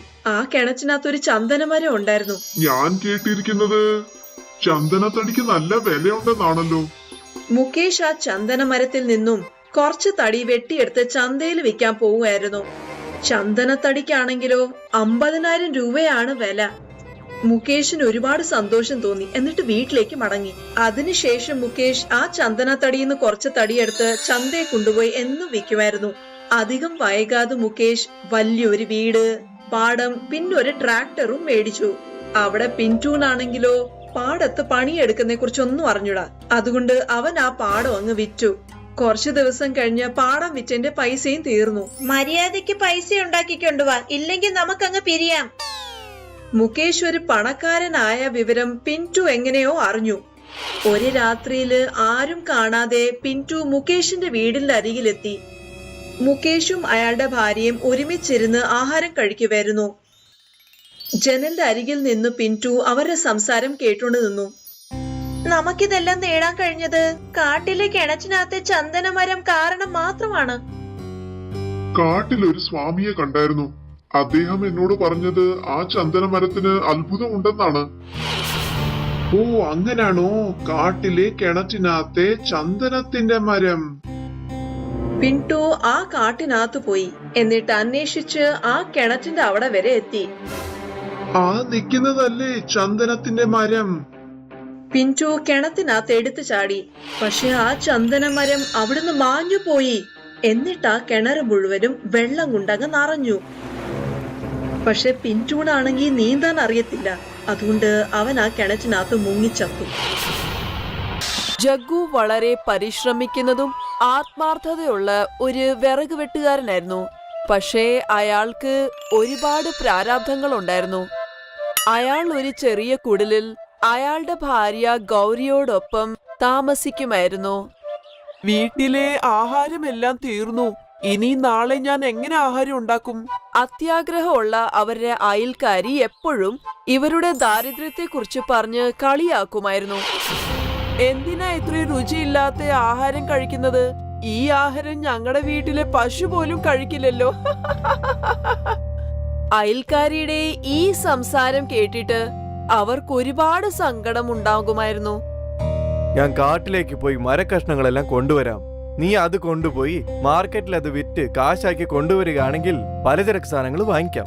അങ്ങനെ ജഗ്ഗു കാട്ടിലേക്ക് പോയി. എന്നിട്ട് ഒന്നൊന്നായി വിറകുകൾ മുറിക്കാൻ തുടങ്ങി. അയാള് വലിയൊരു മരത്തിന്റെ കൊമ്പ് മുറിക്കാനായിട്ട് കോടാലി പ്രയോഗിക്കാൻ തുടങ്ങുമ്പോ ആ സമയത്ത് അയാൾ ഒരു ശബ്ദം കേട്ടു. എന്നെ വെട്ടല്ലേ, എന്നെ വെട്ടല്ലേ, എന്നെ വെട്ടല്ലേ. ഇത് ആരുടെ ശബ്ദമാണിത്? ആരാണ് അവിടെ ഉള്ളത്? ഞാനാണ്. നിന്റെ മുന്നിലിരിക്കുന്ന ഈ മരമാണ്. ആ മരം സംസാരിക്കുന്ന കണ്ടപ്പോ അയാള് ഒരുപാട് ആശ്ചര്യപ്പെട്ടു. ജഗ്ഗു മരത്തിനോട് പറഞ്ഞു, അയാള് ഈ മരത്തിന്റെ കൊമ്പ് വെട്ടിയില്ലെങ്കിൽ മാർക്കറ്റില് പിന്നെ എന്താ വിൽക്കാൻ പോകുന്നേ? അയാളുടെ കയ്യില് ആഹാരം മേടിക്കാനുള്ള കാശ് പോലും ഇല്ല. ഞാനൊരു മായാ മരമാണ്. ഞാൻ നിങ്ങളുടെ ആവശ്യങ്ങളെല്ലാം തീർത്തു വെക്കാം. താങ്കൾക്ക് എന്താണ് വേണ്ടതെന്ന് ചോദിച്ചാൽ ഞാനത് ചെയ്തു തരാം. ആ മരം ഇത്രയും പറഞ്ഞപ്പോ അത്ഭുതമായി അവിടെ ഒരുപാട് ഗോതമ്പ്, പരിപ്പ്, അരി അവിടെ പ്രത്യക്ഷപ്പെട്ടു. ഇത് കണ്ട ജഗ്ഗു ഒരുപാട് സന്തോഷിച്ചു. വളരെ വളരെ നന്ദി മായാമരമേ. നീ ഞാൻ ചോദിച്ചതെല്ലാം എനിക്ക് തന്നല്ലോ. ഒരു മാസം കഴിക്കാനുള്ള ആഹാരം കണ്ടപ്പോ ഗോരിക്കും ഒരുപാട് സന്തോഷം ഉണ്ടായി. ഇനി നമുക്ക് ഒരിക്കലും പട്ടിണി ഇരിക്കേണ്ട ആവശ്യമില്ല. അപ്പോഴാണ് അയൽക്കാരി അവിടെ എത്തിയത്. അവിടെ വെച്ചിരിക്കുന്ന പലചരക്ക് സാധനങ്ങൾ കണ്ടപ്പോ കഴിക്കാൻ ഇത്രയും ആഹാരമോ? അതും ഈ പാവങ്ങളുടെ അടുത്ത്. അയൽക്കാരി ഗോരിക്ക് അവരുടെ മകന്റെ പിറന്നാൾ ആഘോഷത്തിന് അവരെ ക്ഷണിച്ചു. നാളെ വൈകുന്നേരം ആഘോഷത്തിന് പഴയ കീരിയ സാരി ഉടുത്ത് അങ്ങോട്ടെങ്ങാണോ വന്നേക്കല്ലേ? ഗൗരിയുടെ അടുത്താണെങ്കിലോ ഉടുക്കാൻ ഒരു നല്ല സാരി പോലും ഇല്ല. സങ്കടം കൊണ്ട് അവര് കരയാൻ തുടങ്ങി.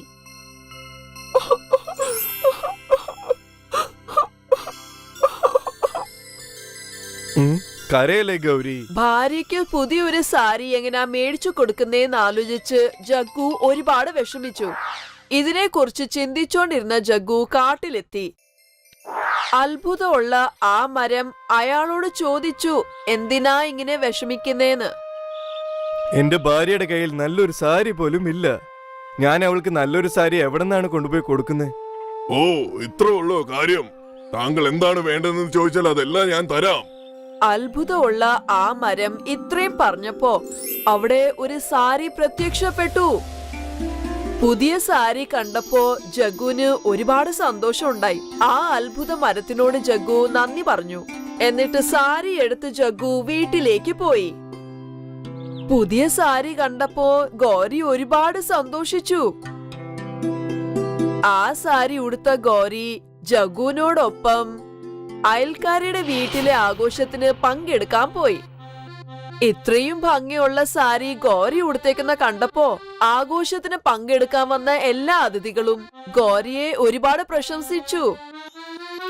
ഈ സാരിയില് നിന്നെ കാണാൻ നല്ല ഭംഗിയുണ്ട്. ഗൗരിയെ എല്ലാവരും പ്രശംസിക്കുന്ന കണ്ടപ്പോ അയൽക്കാരിക്ക് അസൂയ തോന്നി. ഞാൻ വിചാരിച്ചത് എല്ലാവരുടെയും മുമ്പിൽ വെച്ച് ഇവരുടെ ദാരിദ്ര്യത്തെ നല്ലോണം കളിയാക്കാവുന്നായിരുന്നു. പക്ഷെ ഇവരെല്ലാം കൂടെ ചേർന്ന് അവളെ പ്രശംസിക്കുന്നത് കണ്ടില്ലേ? അസൂയ മൂത്ത ആ അയൽക്കാരി കയ്യിലിട്ടിരുന്ന സ്വർണവളകളെ ഒളിപ്പിച്ചു വെച്ചു. എന്നിട്ട് ഗൗരിയാണ് സ്വർണവളകൾ മോഷ്ടിച്ചെന്ന് അവരാരോപിച്ചു. എന്നിട്ട് എല്ലാവരുടെയും മുമ്പിൽ വെച്ച് ഗൗരി അവരെ അപമാനിക്കാൻ തുടങ്ങി. കണ്ടില്ലേ നിങ്ങള്? ഈ ഗൗരി എന്റെ കയ്യിലിരുന്ന സ്വർണ്ണ വളകളെ മോഷ്ടിച്ചു. ഗൗരി അപമാനിക്കുന്നത് കണ്ടപ്പോ ജഗ്ഗുവിന് ഒരുപാട് വിഷമം ഉണ്ടായി.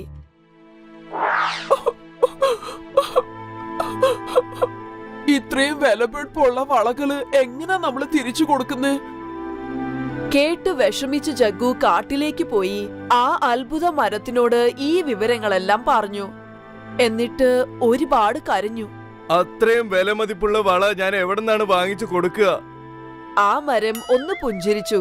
എന്നിട്ട് പറഞ്ഞു, ഇത് വളരെ നിസാര കാര്യമല്ലേ, നിനക്ക് എന്ത് ആവശ്യമുണ്ടോ അത് നിനക്ക് കിട്ടുമെന്ന് പറഞ്ഞു. എന്നിട്ട് അവിടെ ഭംഗിയുള്ള 2 സ്വർണ വളകൾ പ്രത്യക്ഷപ്പെട്ടു. ഈ സംഭവം കണ്ട് ജഗ്ഗു സന്തോഷം കൊണ്ട് തുള്ളിച്ചാടാൻ തുടങ്ങി. ഒരിക്കൽ കൂടി അയാളെ സഹായിച്ചതിന് ജഗ്ഗു ആ അത്ഭുത മരത്തിനോട് നന്ദി പറഞ്ഞു. എന്നിട്ട് ആ വളകൾ എടുത്ത് അവിടുന്ന് പോയി. ജഗ്ഗുവും ഭാര്യ ഗൗരിയും ആ അയൽക്കാരിക്ക് വളകൾ തിരിച്ചു കൊടുത്തു. ഞങ്ങളുടെ ഭാഗത്തുനിന്ന് ഒരു തെറ്റ് സംഭവിച്ചു പോയി. ഇന്ന് നിങ്ങളുടെ വളകൾ. വളകൾ കണ്ട് ആ അയൽക്കാരിക്ക് ഇത് വിശ്വസിക്കാൻ കഴിഞ്ഞില്ല. എന്റെ വളകള് ഞാൻ തന്നെ ഒളിപ്പിച്ചു വെച്ചതായിരുന്നല്ലോ. അപ്പൊ പിന്നെ ഈ പാവങ്ങളുടെ അടുത്ത് ഇങ്ങനൊരു വള എങ്ങനാ വന്നത്? ഇതിലെന്തോ രഹസ്യമുണ്ട്. എങ്ങനാ വന്നേന്ന് എനിക്കറിയണം. ഗൗരി ജഗ്ഗുവിന്റെ അടുത്ത് ചോദിച്ചു, ഇത്രയും വില കൂടിയ വളകൾ അയാളുടെ കയ്യിൽ എവിടുന്നാ കിട്ടിയെന്ന്. കാട്ടില് ഒരു മായാ മരമുണ്ട്. ആ മരമാണ് എനിക്ക് ഈ വളകൾ തന്നത്. ആ സാരി, പിന്നെ പലചരക്ക് സാധനങ്ങൾ, അങ്ങനെ എല്ലാം ആ മരമാണ് തന്നത്. ജഗ്ഗുവിന്റെ ഈ സംസാരം കേട്ട് അയൽക്കാരി അത്ഭുതപ്പെട്ടു. അങ്ങനെയാണോ? അപ്പോ ഇതാണ് രഹസ്യം. എന്നാ പിന്നെ ഞാനും ആ അത്ഭുത മരത്തിനോട് സ്വർണവും വെള്ളിയും വജ്രാഭരണങ്ങളൊക്കെ ചോദിച്ച് വലിയ ഒരു പണക്കാരിയാകും. പിറ്റേ ദിവസം അയൽക്കാരി ജഗ്ഗുവിന്റെ പുറകെ തന്നെ പോയി ആ അത്ഭുത മരത്തിന്റെ അടുത്ത് എത്തി. അവിടെ വെച്ചാണ് അവര് കണ്ടത് ജഗ്ഗു ആ അത്ഭുത മരത്തിനോട് സംസാരിക്കുന്നത്. ജഗ്ഗു അവിടുന്ന് പോയ ഉടൻ അവരാ മരത്തിന്റെ അടുത്ത് എത്തി. അത്ഭുത മരമേ, വരൂ, എത്രയും പെട്ടെന്ന് എനിക്ക് നല്ല വിലപിടിപ്പുള്ള മാല ഇങ്ങ് തന്നേ. ആ അയൽക്കാരി ചോദിച്ച ഉടൻ തന്നെ അവിടെ നല്ല വിലപിടിപ്പുള്ള ഒരു മാല അവരുടെ മുമ്പില് പ്രത്യക്ഷപ്പെട്ടു. ഇത് കണ്ട അയൽക്കാരിക്ക് സന്തോഷം കൊണ്ട് ഭ്രാന്ത് പിടിച്ചു. പക്ഷേ വിലപിടിപ്പുള്ള ആ മാല അവര് കഴുത്തേലിട്ട ഉടൻ തന്നെ ആ മാല ഒരു പാമ്പായി മാറി. പേടിച്ച ആ അയൽക്കാരി ഒച്ച വെക്കാൻ തുടങ്ങി. അവരാ പാമ്പിനെ എടുത്ത് ദൂരെ കളഞ്ഞു. എന്നിട്ട് ആ അത്ഭുത മരത്തിനോട് അവര് ചോദിച്ചു, എന്തിനാ അവർക്ക് പാമ്പ് കിട്ടിയെന്ന്. എന്നിട്ട് ജഗ്ഗുവിനോ അവന് ഇഷ്ടമുള്ള എല്ലാ സാധനങ്ങളും കിട്ടി. ആ അത്ഭുത മരം അവരോട് പറഞ്ഞു വേറെ വഴിയില്ലാത്തതുകൊണ്ട് ജഗ്ഗു മരത്തിനോട് ചോദിച്ച സാധനങ്ങളെല്ലാം അവന് ശരിക്കും ആവശ്യമുള്ളതായിരുന്നു. പക്ഷേ അയൽക്കാരിയാണെങ്കിലോ അത്യാഗ്രഹം കൊണ്ടാണ് മാല ചോദിച്ചത്. അവർക്ക് അത്യാഗ്രഹത്തിന്റെ ഫലമായിട്ടാണ് പാമ്പിനെ കിട്ടിയത്. ഇത് കേട്ടപ്പോ അയൽക്കാരിക്ക് ഒരുപാട് ദേഷ്യം വന്നു. ഞാൻ നിന്നെ കത്തിയിരിക്കും. തീ കൊളുത്തിയ ഒരു വിറകുമായി ആ അയൽക്കാരി ആ അത്ഭുത മരത്തെ തീ വെക്കാൻ ശ്രമിച്ചു. മരമാണെങ്കിൽ എരിഞ്ഞില്ല, മറിച്ച് ആ അയൽക്കാരിയുടെ തുണിയെ തന്നെയാണ് തീ പിടിച്ചത്. സ്വയരക്ഷയ്ക്ക് വേണ്ടി അയൽക്കാരി അവിടെയും ഇവിടെയും ജീവനം കൊണ്ട് ഓടാൻ തുടങ്ങി. ഈ കഥയില് നമുക്ക് പഠിക്കാനുള്ള പാഠം ഇതാണ്: കഠിനമായി പരിശ്രമിക്കുന്നതും ആത്മാർത്ഥതയുള്ള ആൾക്കാർക്ക് മാത്രമേ അവർക്ക് ആവശ്യമുള്ള സാധനങ്ങൾ ചോദിക്കാതെ തന്നെ കിട്ടുന്നത്. പക്ഷേ അത്യാഗ്രഹം കാണിക്കുന്ന ആൾക്കാർക്ക് ഒന്നും കിട്ടാറില്ല. കാരണം അത്യാഗ്രഹത്തിന് ഒരു അന്തവും ഇല്ല. എന്നിട്ട് അധികം അത്യാഗ്രഹം കാണിച്ചാൽ മനുഷ്യന് നഷ്ടം മാത്രമേ ഉണ്ടാകൂ. കണ്ടില്ലേ ആ അയൽക്കാരിക്ക് സംഭവിച്ചത്? ഈ കഥ ഡൽഹിയിലുള്ള രൺവീറിന്റെ കഥയാണ്. രൺവീർ ഒരു കഠിനാധ്വാനിയും ഉത്തമനുമായ പോലീസുകാരനാണ്. രൺവീർ എപ്പോഴും തന്റെ ജോലി വളരെ വൃത്തിയായും മനഃപൂർവ്വവും അദ്ദേഹം അത് ചെയ്യും. ഇൻസ്പെക്ടർ രൺവീർ, ഡൽഹിയിലേക്ക് വന്നിട്ട് മൊത്തം നിങ്ങൾ 6 വർഷമായിട്ടുണ്ട്. പിന്നെ മൊത്തം ഡൽഹി സിറ്റിയും നിങ്ങളെ കണ്ടാൽ പേടിച്ചുകൊണ്ടിരിക്കുന്നുണ്ട്. അതുകൊണ്ട് ഞങ്ങൾ എന്താ വിചാരിക്കുന്നു വെച്ചാൽ നിങ്ങൾ ദരിയാഗഞ്ചിലേക്ക് പോകണം. പിന്നെ അവിടെയും ഇതേപോലെ തന്നെ നേർമയായിട്ട് ധൈര്യമായിട്ട് നിങ്ങൾ പോയി ജോലി ചെയ്യൂ. യെസ് സർ, ഇത് എനിക്ക് കിട്ടിയിരിക്കുന്ന വളരെ ഭാഗ്യം തന്നെയാണ്. നിങ്ങൾ തന്നെ കണ്ടിട്ട് എനിക്ക് ഈ ആലോചന തന്നിട്ടുണ്ട്. പിന്നെ എന്നെ പറ്റി ആലോചിക്കാൻ വേണ്ടി എനിക്ക് ആരുമില്ല. ഞങ്ങളുണ്ടല്ലോ നിങ്ങളുടെ കൂടെ. നിങ്ങൾ അതിനെ പറ്റി വിഷമിക്കേണ്ട. രൺവീർ തന്റെ മൂത്ത അധികാരി പറഞ്ഞത് കേട്ടിട്ട് ദരിയാഗഞ്ചിലേക്ക് പോകാനുള്ള ഏർപ്പാടുകൾ ചെയ്തു. പിന്നീട് തന്റെ അമ്മ പ്രഭാദേവിയോട് സംസാരിക്കാൻ തുടങ്ങി. അബ്ബാ, നിങ്ങൾ എന്നോട് ഒന്നും സംസാരിച്ചിട്ടേ ഇല്ലല്ലോ. എന്താ ദേഷ്യത്തിലാണോ? ഞാൻ നിന്നോട് എന്തുകൊണ്ട് സംസാരിക്കുന്നില്ലെന്നാൽ നീ ഒരു കള്ളനാണ്. ഇത്ര വലിയ കാര്യം നീ എന്നോട് പറയാതെ മറച്ചു വെച്ചില്ലേ. പിന്നെ ഞാൻ നിന്നോട് സംസാരിക്കുന്നില്ലെന്ന് കുറ്റം പറയുന്നു. അങ്ങനെയാണോ അമ്മേ? നിങ്ങൾക്ക് അറിഞ്ഞുപോയോ? അപ്പൊ നിങ്ങൾക്ക് ഈ ദരിയാഗഞ്ചിനെ പറ്റി അറിയാമോ? പക്ഷെ നീ അവിടെ പോകരുതെന്നാണ് എന്റെ ആഗ്രഹം. നീ ആ ദരിയാഗഞ്ച് പോകുന്നത് കൊണ്ട് നിനക്ക് ഒരുപാട് പ്രശ്നങ്ങൾ ഉണ്ടായേക്കാം. ഇല്ല അമ്മേ, ഞാൻ അവിടെ പോയേ പറ്റുള്ളൂ. ചെറുപ്പകാലം തൊട്ട് ഞാൻ ആ ദരിയാഗഞ്ചിനെ പറ്റി കുറെ കേട്ടിട്ടുണ്ട്. അച്ഛനും അവസാനമായിട്ട് അങ്ങോട്ടാണ് പോയിരിക്കുന്നത്. അപ്പൊ തൊട്ട് ഇപ്പൊ വരെ അച്ഛനെ പറ്റി ഒരു കാര്യം അറിയില്ല. വേണ്ട മോനെ, പോകല്ലേ, ദയവായി പോകല്ലേ. രൺവീർ ചെറുതായിരിക്കുമ്പോൾ തന്നെ പ്രഭാവതിക്ക് ഒരു ആക്സിഡന്റ് ആയി. അവർ അതിൽ മരിച്ചുപോയി. പക്ഷേ പ്രഭാദേവിയുടെ ആത്മാവ് രൺവീറിനോട് ഫോട്ടോയിൽ കൂടി സംസാരിച്ചുകൊണ്ടേയിരുന്നു. നിങ്ങൾ എല്ലാരും വീണ്ടും എന്റെ വീട്ടിലേക്ക് വന്നോ? ഞാൻ നിങ്ങളോട് പറഞ്ഞല്ലേ, നിങ്ങൾ എനിക്ക് തരാനുള്ള വരി ഞാൻ 1 രൂപ പോലും കുറയ്ക്കാനേ പോകുന്നില്ല. മുതലാളി, ഞങ്ങൾ കഴിഞ്ഞ വർഷം വാങ്ങിയ കടം തന്നെ അടയ്ക്കാൻ സാധിക്കാതിരിക്കുകയാണ്. ഇപ്പോൾ 4 മടങ്ങ് വരി ഞങ്ങൾ എവിടെ നിന്ന് നൽകാനാ? പിന്നെ കൃഷിക്കാരൊക്കെ കൃഷി തൊഴിൽ തന്നെ നിർത്തേണ്ടി വരും. ഇവിടെ നോക്കൂ, ഇതിൽ എനിക്ക് ഒരു സഹായം നിങ്ങളെ സഹായിക്കാൻ പറ്റില്ല. എന്റെ കയ്യിൽ ഒന്നുമില്ല.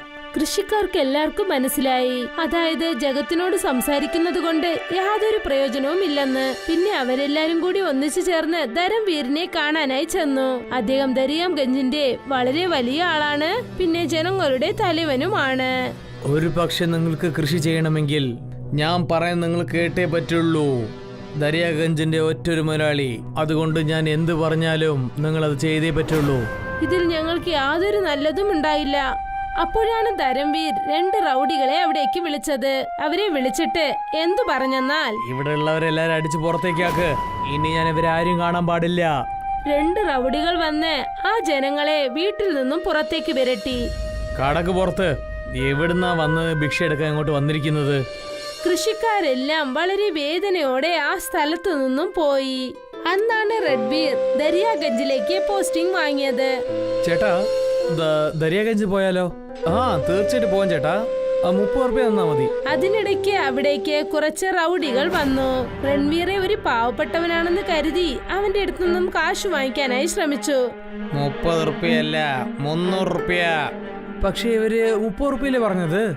ഇപ്പൊ നീ ഞങ്ങൾക്ക് മുഴുവൻ 500 രൂപ തരണം, എന്നാലേ നിനക്ക് ഇവിടുന്ന് പോവാൻ പറ്റുള്ളൂ. നിങ്ങൾക്ക് ഇനി ഒരു പാവപ്പെട്ടവന്റെ അടുത്ത് നിന്ന് കാശ് എടുക്കാൻ പറ്റില്ല.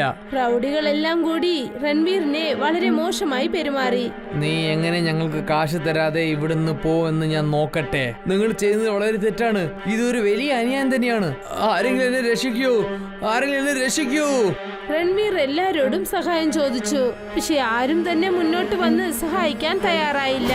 അപ്പോൾ രൺവീർ ചെന്ന് ഒരു കരിമ്പ് ജ്യൂസ് കടയിൽ നിന്നും കുറച്ച് കരിമ്പുകൾ എടുത്തു. പിന്നീട് ആ റൗഡികളെ കരിമ്പെടുത്ത് അടിയടിയെന്ന് അടിച്ചു. ചേടാ, നീ എന്തിനാടാ ഈ ചെറിയ കാര്യത്തിന് ഞങ്ങൾ ഇട്ട് അടിക്കുന്നത്? ഇനി നിങ്ങൾ ആരെടുത്തും ഇതുപോലെ കാശ് വാങ്ങാൻ പാറ്റില്ല, മനസ്സിലായോ? പക്ഷേ നീ ആരാണ്? ഈ സിറ്റിയുടെ പുതിയ ഇൻസ്പെക്ടർ രൺവീർ. രൺവീറിന്റെ വായിൽ നിന്നും ഇതുപോലൊരു വാക്ക് കേട്ടതും റൗഡികൾ അവിടെ നിന്നും ഓടി രക്ഷപ്പെട്ടു. ഒരു വശത്ത് രൺവീറിന് ദരിയാഖണ്ഡിൽ നടക്കുന്ന എല്ലാ കാര്യങ്ങളെ കുറിച്ചും അറിയാൻ സാധിച്ചു. മറ്റൊരു വശത്ത് ധരംവീർ പുതിയ ഗൂഢാലോചന തുടങ്ങി. ഈ കാട്ടിലുള്ള എല്ലാ വീടും ലാൽ ചന്ദിന്റെയാണ്. ഇതൊക്കെ നമ്മൾ വളരെ ഭദ്രമായിട്ട് നോക്കണം. ശരി മുതലാളി, ഞാൻ നിങ്ങൾക്ക് എന്ത് സേവയാ ചെയ്യേണ്ടെന്ന് പറഞ്ഞേക്ക്. നമ്മുടെ നാട്ടിലൊരു പുതിയ പോലീസുകാരൻ വന്നിട്ടുണ്ട്. നമ്മൾ ഈ ലാൽ ചന്ദിന്റെ വീട് നമ്മൾ മറച്ചു വെച്ചേ പറ്റുള്ളൂ, ഇല്ലെങ്കിൽ വലിയ പ്രശ്നമാണ് വരുന്നത്. രൺവീർ ദരിയാഗഞ്ചിലേക്ക് വന്ന് ശരിക്കും 10 ദിവസമായി. രൺവീർ ഇപ്പോൾ ധരംവീറിനെ കുറിച്ചുള്ള എല്ലാ കാര്യങ്ങളും മനസ്സിലാക്കി. നമ്മൾ ഈ ദരിയാഗഞ്ചനെ ഈ ആപത്തിൽ നിന്ന് മാറ്റണമെങ്കിൽ നമ്മൾ എങ്ങനെങ്കിലും ആ ധരംവീറെ പിടിച്ചേ പറ്റുള്ളൂ. Yes sir. പക്ഷേ ആരും ഇതുവരെ ഇത്ര ധൈര്യമായിട്ട് ഉണ്ടായിട്ടില്ല സർ. രാത്രി 10 മണിയായി. ധരംവീറിനെ പിടിക്കാൻ വേണ്ടി ഇതിനേക്കാളും നല്ല സമയം നമുക്ക് കിട്ടില്ല. രൺവീർ പിന്നെ അദ്ദേഹത്തിന്റെ കൂട്ടുകാരൻ കോൺസ്റ്റബിൾ രാത്രി 10 മണിക്ക് ആരും അറിയാതെ ധരംത്തിന്റെ വീട്ടിലേക്ക് പോയി. ധരംവീർ ഒരു ഫോട്ടോയുടെ മുൻപിൽ നിന്ന് സംസാരിച്ചു കൊണ്ടിരുന്നു. പ്രഭ ചേച്ചി, ഞാൻ ഇന്ന് വരെ ഒരു ചീത്ത കാര്യം ചെയ്തിട്ടേ ഇല്ല. ഞാൻ ജനങ്ങൾക്ക് വേണ്ടി നല്ല കാര്യമാണ് ചെയ്തുകൊണ്ടിരിക്കുന്നത്. അതിനെ ഒഴിച്ച് വേറെ ഒന്നുമില്ല. നീ തീർച്ചയായിട്ടും കുടുങ്ങും ധരം. രൺവീർ ധരംവീർ ഫോട്ടോയോട് സംസാരിക്കുന്നത് കണ്ടിട്ട് മനസ്സിലാക്കി. എന്നിട്ട് നേരെ ധരംവീറിനടുത്തേക്ക് ചെന്ന് ആ ഫോട്ടോ നോക്കി. അപ്പോൾ അതിൽ പ്രഭാദേവി, അതായത് അതിൽ അവന്റെ അമ്മയെ കണ്ടു. അപ്പോൾ ഇത് നടക്കാൻ സാധ്യതയില്ല, ഇത് നടക്കാൻ സാധ്യതയില്ല. എങ്ങനെയാണ് ഇവിടെ ഈ കാര്യം നടക്കുന്നത്? നീ ആരാണ്? ഈ രാത്രിയിൽ എന്റെ വീട്ടിലേക്ക് വന്നിട്ട് നീ എന്താ ചെയ്തോണ്ടിരിക്കുന്നത്? ഇത് എന്റെ അമ്മയുടെ ഫോട്ടോ ആണ്. ഇവരുടെ പേര് പ്രഭാദേവിയാണ്. പിന്നെ നീ ആരാണ്? പിന്നെ നിന്റെ വീട്ടിൽ എങ്ങനെയാണ് ഈ ഫോട്ടോ ഇവിടെ വന്നിരിക്കുന്നത്? അപ്പോഴാണ് ധരംവീർ എല്ലാ സത്യങ്ങളും പറഞ്ഞത്. ഞാൻ നിന്റെ മാമയാണ് മോനെ. പ്രഭാദേവി എന്റെ വലിയ ചേച്ചിയാണ്. പല വർഷങ്ങൾ മുമ്പ് ദരിയാഗന്ധിൽ നിന്റെ അമ്മയും പിന്നെ നിന്റെ അച്ഛനും രണ്ടുപേരും കാണാതെ പോയി. നിന്റെ അച്ഛൻ ഇതുവരെ എനിക്ക് കിട്ടിയിട്ടില്ല. പിന്നെ എന്റെ ചേച്ചിയാണെങ്കിൽ മരിച്ചും പോയി. ധരംവീറും രൺവീറും സംസാരിച്ചുകൊണ്ടിരിക്കുകയായിരുന്നു. എല്ലാ വശത്തു നിന്നും കാറ്റ് വീശാൻ തുടങ്ങി. കാട്ടിൽ വലിയൊരു പ്രകാശം തിളങ്ങാൻ തുടങ്ങി. അതായത് ആ രാത്രി ഇരുട്ടിൽ സൂര്യനെ പോലെ തിളങ്ങി. ഗ്രാമത്തിലെ ജനങ്ങളെല്ലാം ആ പ്രകാശം കാണാനായി കാട്ടിലേക്ക് പോകാൻ തുടങ്ങി. ആ പ്രകാശം ലാൽ ചന്ദൻ ഗ്രാമത്തിൽ നിന്നുമാണ് വന്നത്. ഇത് അവിടെ ലാൽ ചന്ദൻ വീട്ടിലാണ് കത്തിക്കൊണ്ടിരിക്കുന്നത്. അവിടെ എന്താ സംഭവിച്ചത്? ചന്ദന്റെ വീടുകളോ? അപ്പൊ ഇതൊക്കെ എന്താണ്? നമ്മൾ ആ വെളിച്ചം പിന്തുടർന്നു പോവാം. ധരംവീറും രൺവീറും ആ വലിയ കാട്ടിനകത്തേക്ക് ചെന്നു. പിന്നെ അവരെ ഫോളോ ചെയ്ത് ജഗത്തും പോകാൻ തുടങ്ങി.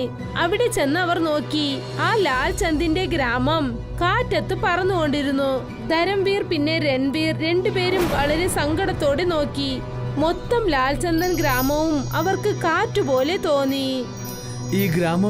ഈ ലാൽ ചന്ദിന്റെ ഗ്രാമം എങ്ങനെയാണ് ആകാശത്തിൽ പറന്നുകൊണ്ടിരിക്കുന്നത്? ഇത് വളരെ അതിശയമായിട്ടുണ്ടല്ലോ. അതിനകത്ത് ശ്യാം പ്രഭാദേവിയുടെ ഫോട്ടോ എടുത്തുകൊണ്ട് അവിടേക്ക് വന്നു.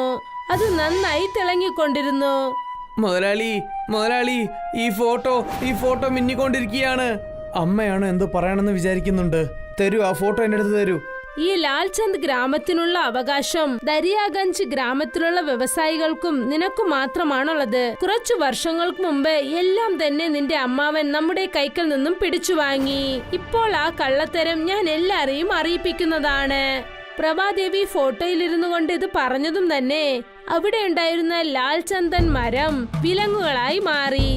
പിന്നെ ധരംവീറിനെ ആ വിലങ്ങ് തടവിലാക്കി. കണ്ടില്ലേ മാമ, എനിക്ക് ഇപ്പോഴും ഓർമ്മയുണ്ട്. ചെറുപ്പത്തിൽ എന്റെ അച്ഛനമ്മേനെ നിങ്ങൾ എന്താ ചെയ്തത് എനിക്ക് ഓർമ്മയുണ്ട്. എന്നെ വിട്ടേക്ക്, എന്നെ പോകാൻ വിടൂ. ഞാൻ ഈ നാട് വിട്ട് വേഗം തന്നെ ഓടിയേക്കാം. ധരംവീർ അമ്മാവനെ വിലങ്ങു പൂട്ടിയതും തന്നെ ആ ലാൽചന്ദ് ഗ്രാമം മേഘത്തു നിന്നും താഴേക്ക് വന്നു. പിന്നെ ആ കാട്ടിന്റെ നടുകിൽ ഒരു ശാന്തമായ ലാൽചന്ദൻ ഗ്രാമം കാണപ്പെട്ടു. അത് ഇത്രയും ദിവസം സംരക്ഷിച്ചു വന്നത് രൺവീറിന്റെ അച്ഛൻ ധർമ്മേന്ദ്രനാണ്. രൺവീർ തന്റെ അച്ഛനെ നോക്കി ഒരുപാട് സന്തോഷിച്ചു. അച്ഛാ, നിങ്ങൾ ഇത്ര വർഷമായിട്ട് നിങ്ങൾ ഈ ലാൽചന്ദ് ഗ്രാമത്തിൽ കൈതായിട്ടുണ്ടായിരുന്നോ? നിന്റെ മാമനാണ് എന്നെ ഇവിടെ വിലങ്ങ് വെച്ചിരുന്നത് മോനെ. കാരണം ദരിയാഗഞ്ചിന്റെ സ്ഥലത്തിന്റെ മൊത്തം മുതലാളി ഞാൻ തന്നെയാണ്. ഇന്ന് നീ വന്നതുകൊണ്ട് ഞാൻ ഇവിടെ രക്ഷപ്പെട്ടിരിക്കുന്നു. നീ ഇവിടെ വരുന്നത് അതുകൊണ്ടാണ് അമ്മ നിന്നെ തടസ്സം ചെയ്തുകൊണ്ടിരുന്നത്. നീ ആവശ്യമില്ലാതെ പ്രശ്നത്തിൽ പെടാൻ പാടില്ല എന്ന് അവൾ ആഗ്രഹിക്കായിരുന്നു മോനെ. ഗ്രാമത്തിലെ ജനങ്ങൾ എല്ലാരും ലാൽചന്ദിന്റെ വീട്ടിലിരുന്നു. പിന്നെ അവരെല്ലാം കൃഷി ചെയ്ത് അവരുടെ ജീവിതത്തെ വളരെ സന്തോഷത്തോടെ ജീവിക്കാൻ തുടങ്ങി. ധർമ്മേന്ദ്രൻ ഇപ്പോൾ ദരിയാഗഞ്ചിൽ തന്നെ ജീവിച്ചു വന്നു. ഗവൺമെന്റ് രൺവീറിനെ ഇപ്പോൾ ഇൻസ്പെക്ടറിൽ നിന്നും ആ ഗ്രാമത്തിന്റെ ACP ആക്കി മാറ്റി. മഹാരാഷ്ട്രയിൽ ഒരു ഗ്രാമം ഉണ്ടായിരുന്നു. അവിടെ കമല മകൾ കരിഷ്മയോടൊപ്പം താമസിക്കുന്നുണ്ടായിരുന്നു. കമലയ്ക്ക് കശുവണ്ടിയുടെ കൃഷി ഉണ്ടായിരുന്നു. അവരുടെ കൃഷിയിൽ നിന്ന് കിട്ടുന്ന കശുവണ്ടി ദേശത്തും വിദേശത്തും അയക്കാറുണ്ട്. ആ ഗ്രാമത്തിലെ ഏറ്റവും വലിയ വീട് കമലയുടെയായിരുന്നു. അവർക്ക് പണവും പ്രതാപവും ഉണ്ടായിട്ടും അവർക്ക് അതിന്റെ അഹങ്കാരവും അഹംഭാവവും ഇല്ലായിരുന്നു.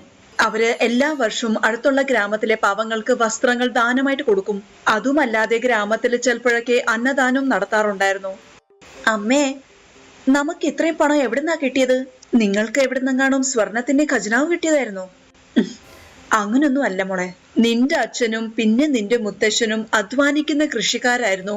അവര് ഒരുപാട് പരിശ്രമിച്ചിട്ടാണ് ഈ കശുവണ്ടിയുടെ കൃഷി ചെയ്ത് പതുക്കെ പതുക്കെ ഇത്രയും പണവും സമ്പാദ്യവും ഉണ്ടാക്കിയത്. അതുകൊണ്ട് നമുക്കുള്ള സ്വത്തിനെ കുറിച്ച് ആലോചിച്ച് അഹങ്കരിക്കാൻ പാടില്ല. അമ്മേ, നമ്മൾ എന്തിനാ എല്ലാ വർഷവും ഇത്രയും അന്നദാനം ചെയ്യുന്നേ? മോളെ, ഒരുപാട് പണം ഉണ്ടാക്കുന്നേക്കാൾ കൂടുതൽ സന്തോഷം അതുകൊണ്ട് ആരെങ്കിലും സഹായിക്കുന്നതിലാണ്. നീ ഒരു വലിയ കുട്ടിയാവുമ്പം നിനക്ക് ഈ കാര്യം താനേ മനസ്സിലായിക്കോളും. ആ ഗ്രാമത്തിലെ കമലയോട് അസൂയ തോന്നുന്ന ആൾക്കാർക്ക് പഞ്ഞമില്ല.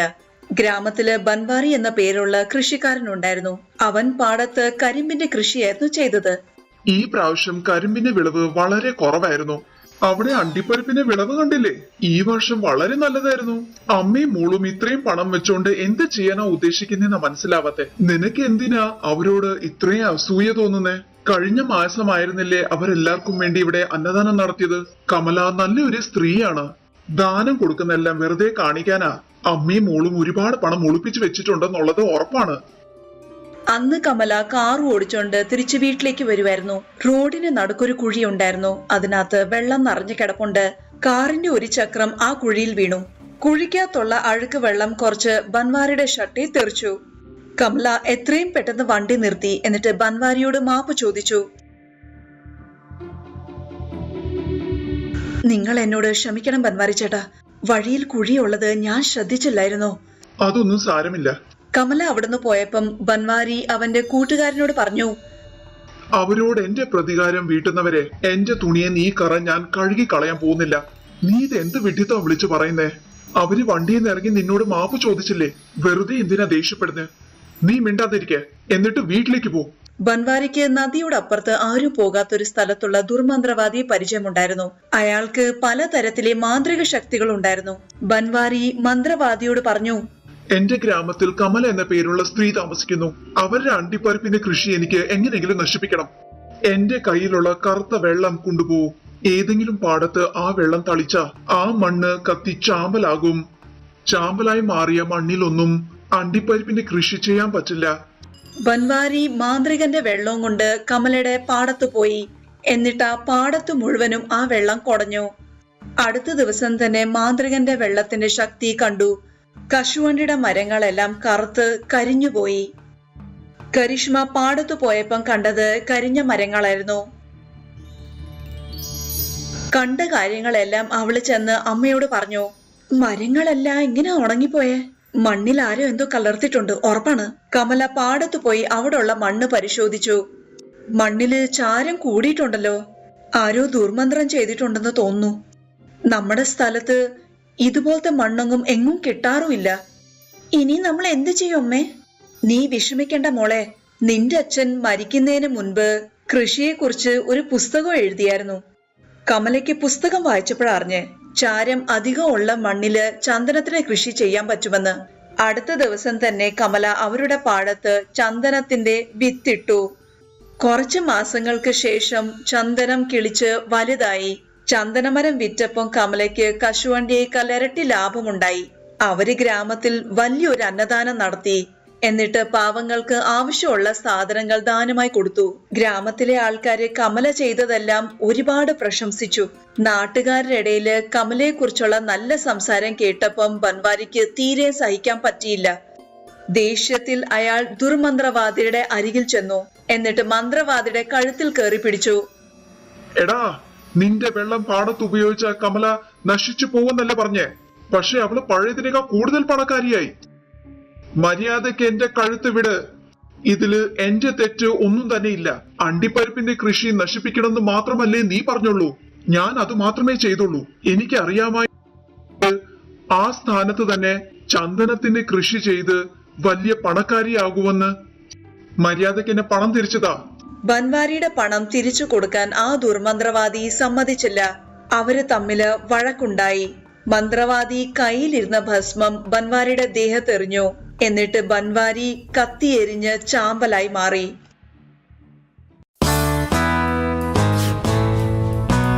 ഭാരതത്തിന്റെ വടക്കേ ഭാഗത്ത് സുമേർപൂർ എന്ന പേരുള്ള ഗ്രാമമുണ്ടായിരുന്നു.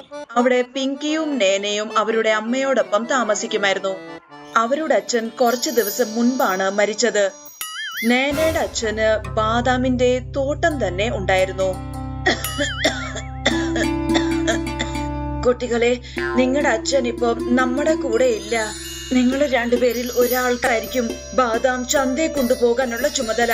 അമ്മേ, ഞാൻ ചന്തയിൽ പോയിട്ട് ബാദാം വിറ്റോളാം. നേനയ്ക്ക് വിവരം ഒട്ടുമില്ലല്ലോ.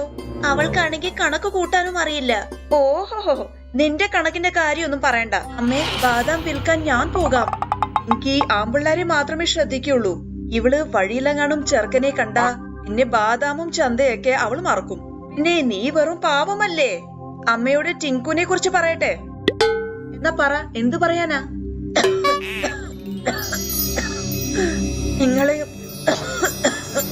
നിങ്ങൾ ഇങ്ങനെ തമ്മി തല്ലുന്ന നിർത്ത്. ശ്രദ്ധിച്ച് കേക്ക്. ഞാൻ നിങ്ങൾ രണ്ടുപേരും ബാദാം വിൽക്കാൻ അയക്കാം. കൂടുതൽ ലാഭവുമായിട്ട് ആരാണാവോ തിരിച്ചു വരുന്നത്, അവരെ മാത്രമേ അടുത്ത പ്രാവശ്യം ബാദാം വിൽക്കാൻ ഞാൻ പറഞ്ഞയക്കൂ. പിങ്കിയുടെ അമ്മ പിങ്കിക്കും നേനയ്ക്കും 5 സ്വർണ ബാദാം കയ്യിൽ കൊടുത്തു. അമ്മേ, ഈ സ്വർണം കൊണ്ടുള്ള ബാദാം കൊണ്ട് നമ്മൾ എന്ത് ചെയ്യണം? നിങ്ങൾ ഇത് നിങ്ങളുടെ കയ്യിൽ വെച്ചാൽ മാത്രം മതി. ആവശ്യം വരുമ്പോ നിന്നിൽ അധികം സാമർഥ്യമുള്ള ആള് ആ സമയത്ത് പ്രയോഗിക്കുന്നതായിരിക്കും. ഇപ്പൊ നിങ്ങൾ പോയി ബാദാം വിൽക്ക്. പിങ്കിയും നേനയും ബാദാം നിറഞ്ഞ കൊട്ട അവരെ തലയിലെടുത്തു വെച്ചു. എന്നിട്ട് രണ്ടുപേരും വേറെ വേറെ വഴിയെ ചന്തയ്ക്ക് പുറപ്പെട്ടു. പിങ്കി ചന്തയിലേക്ക് പോയ വഴിയിൽ കൊള്ളക്കാരുടെ ഒരു കൂട്ടം അവിടെ താമസിക്കുമായിരുന്നു. ആ കൂട്ടത്തില് ഒരു സ്ത്രീയും 2 പുരുഷന്മാരും ഉണ്ട്. ഒരു പാവം പെണ്ണ് ഇങ്ങോട്ട് വരുന്നത് നിങ്ങൾ കണ്ടില്ലേ? എല്ലാവരും പെട്ടെന്ന് പറഞ്ഞ സ്ഥലത്ത് പോയി നില്ല്. ഒരുപാട് ദിവസങ്ങൾക്ക് ശേഷമാണ് ഈ വഴിയിൽ ഒരു ഇരയെ നമുക്ക് കിട്ടുന്നത്. പിങ്കി വഴിയിൽ നടന്നു പോകുമ്പം ഒരാള് അവളെ തടഞ്ഞു. അല്ല മോളെ, എന്ത് വിൽക്കാനായി പോകുന്നേ? ഞാൻ ബാദാം വിൽക്കാൻ പോകുക. എനിക്ക് കുറച്ച് ബാദാം മേടിച്ചാൽ കൊള്ളാവുന്നുണ്ട്, ഒന്ന് കാണിച്ചേ. പിങ്കി അയാൾക്ക് കൊട്ട തുറന്ന് ബാദാം കാണിച്ചു കൊടുത്തു. അല്ല, ഇത് ബാദാം അല്ലല്ലോ, വെറും കല്ലാണ്. നിങ്ങൾക്ക് എന്താ ഭ്രാന്താണോ? ഇത് ബാദാമാണ്. പിങ്കി കുറച്ചും കൂടെ മുന്നിലേക്ക് നടന്നുപോയപ്പം അടുത്ത കൊള്ളക്കാരൻ വഴി തടഞ്ഞ് അവളോട് ചോദിച്ചു.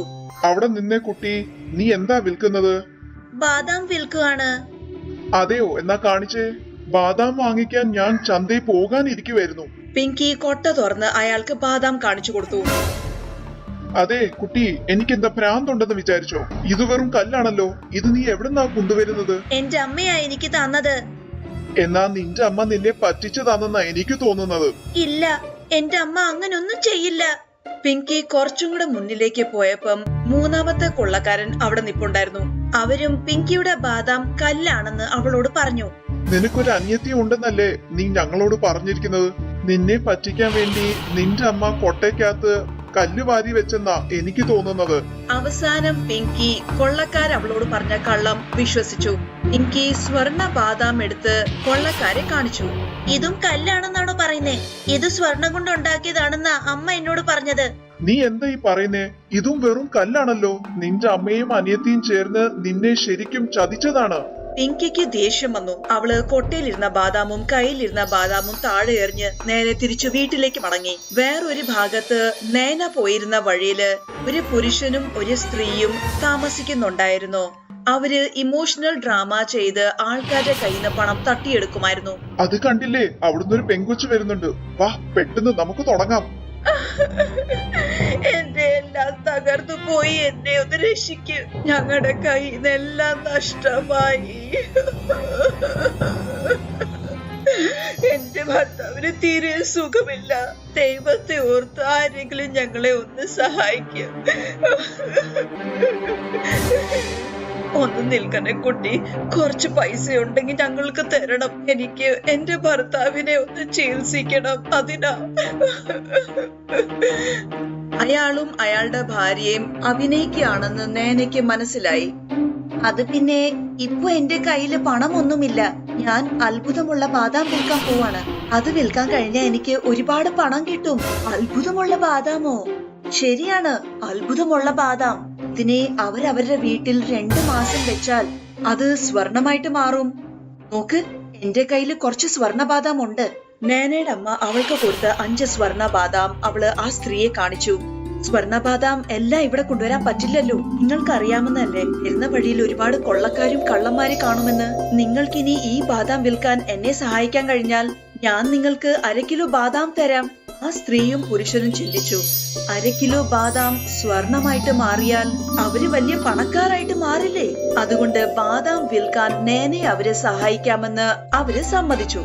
ഇനി നിങ്ങൾ ഈ കൊട്ട തലയിലെടുത്ത് വെച്ച് ചന്തയ്ക്ക് പോകാം.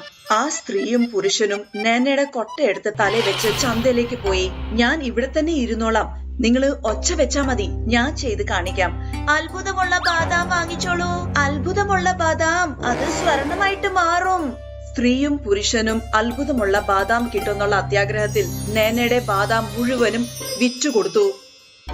ഇത് കാരണം നേനയ്ക്ക് നല്ല ലാഭമാണ് ഉണ്ടായത്. ഇത് പിടിച്ചോ, ഇത് നിങ്ങളുടെ 1/2 കിലോ ബാദാം. ഞാൻ നിങ്ങൾക്ക് വേണ്ടി മാറ്റി വെച്ചതായിരുന്നു. ഇത് നിങ്ങൾ വീട്ടിൽ കൊണ്ടുപോയിക്കോളൂ. എന്നിട്ട് 2 മാസം വരെ കാത്തിരുന്നാ മതി. ഇതുപോലെ നേന അവളുടെ സാമർഥ്യം കൊണ്ട് കള്ളന്മാരെ തന്നെ പറ്റിച്ചു. എന്നിട്ട് ഒരുപാട് പണവുമായിട്ട് അവള് തിരിച്ച് വീട്ടിലേക്ക് വന്നു. അപ്പൊ കൂട്ടുകാരെ, നിങ്ങൾക്കൊരു കാര്യം മനസ്സിലായി കാണും. പിങ്കിയെയും നേനയും താരതമ്യം ചെയ്ത ആർക്കാണ് കൂടുതൽ ബുദ്ധിയുള്ളത്?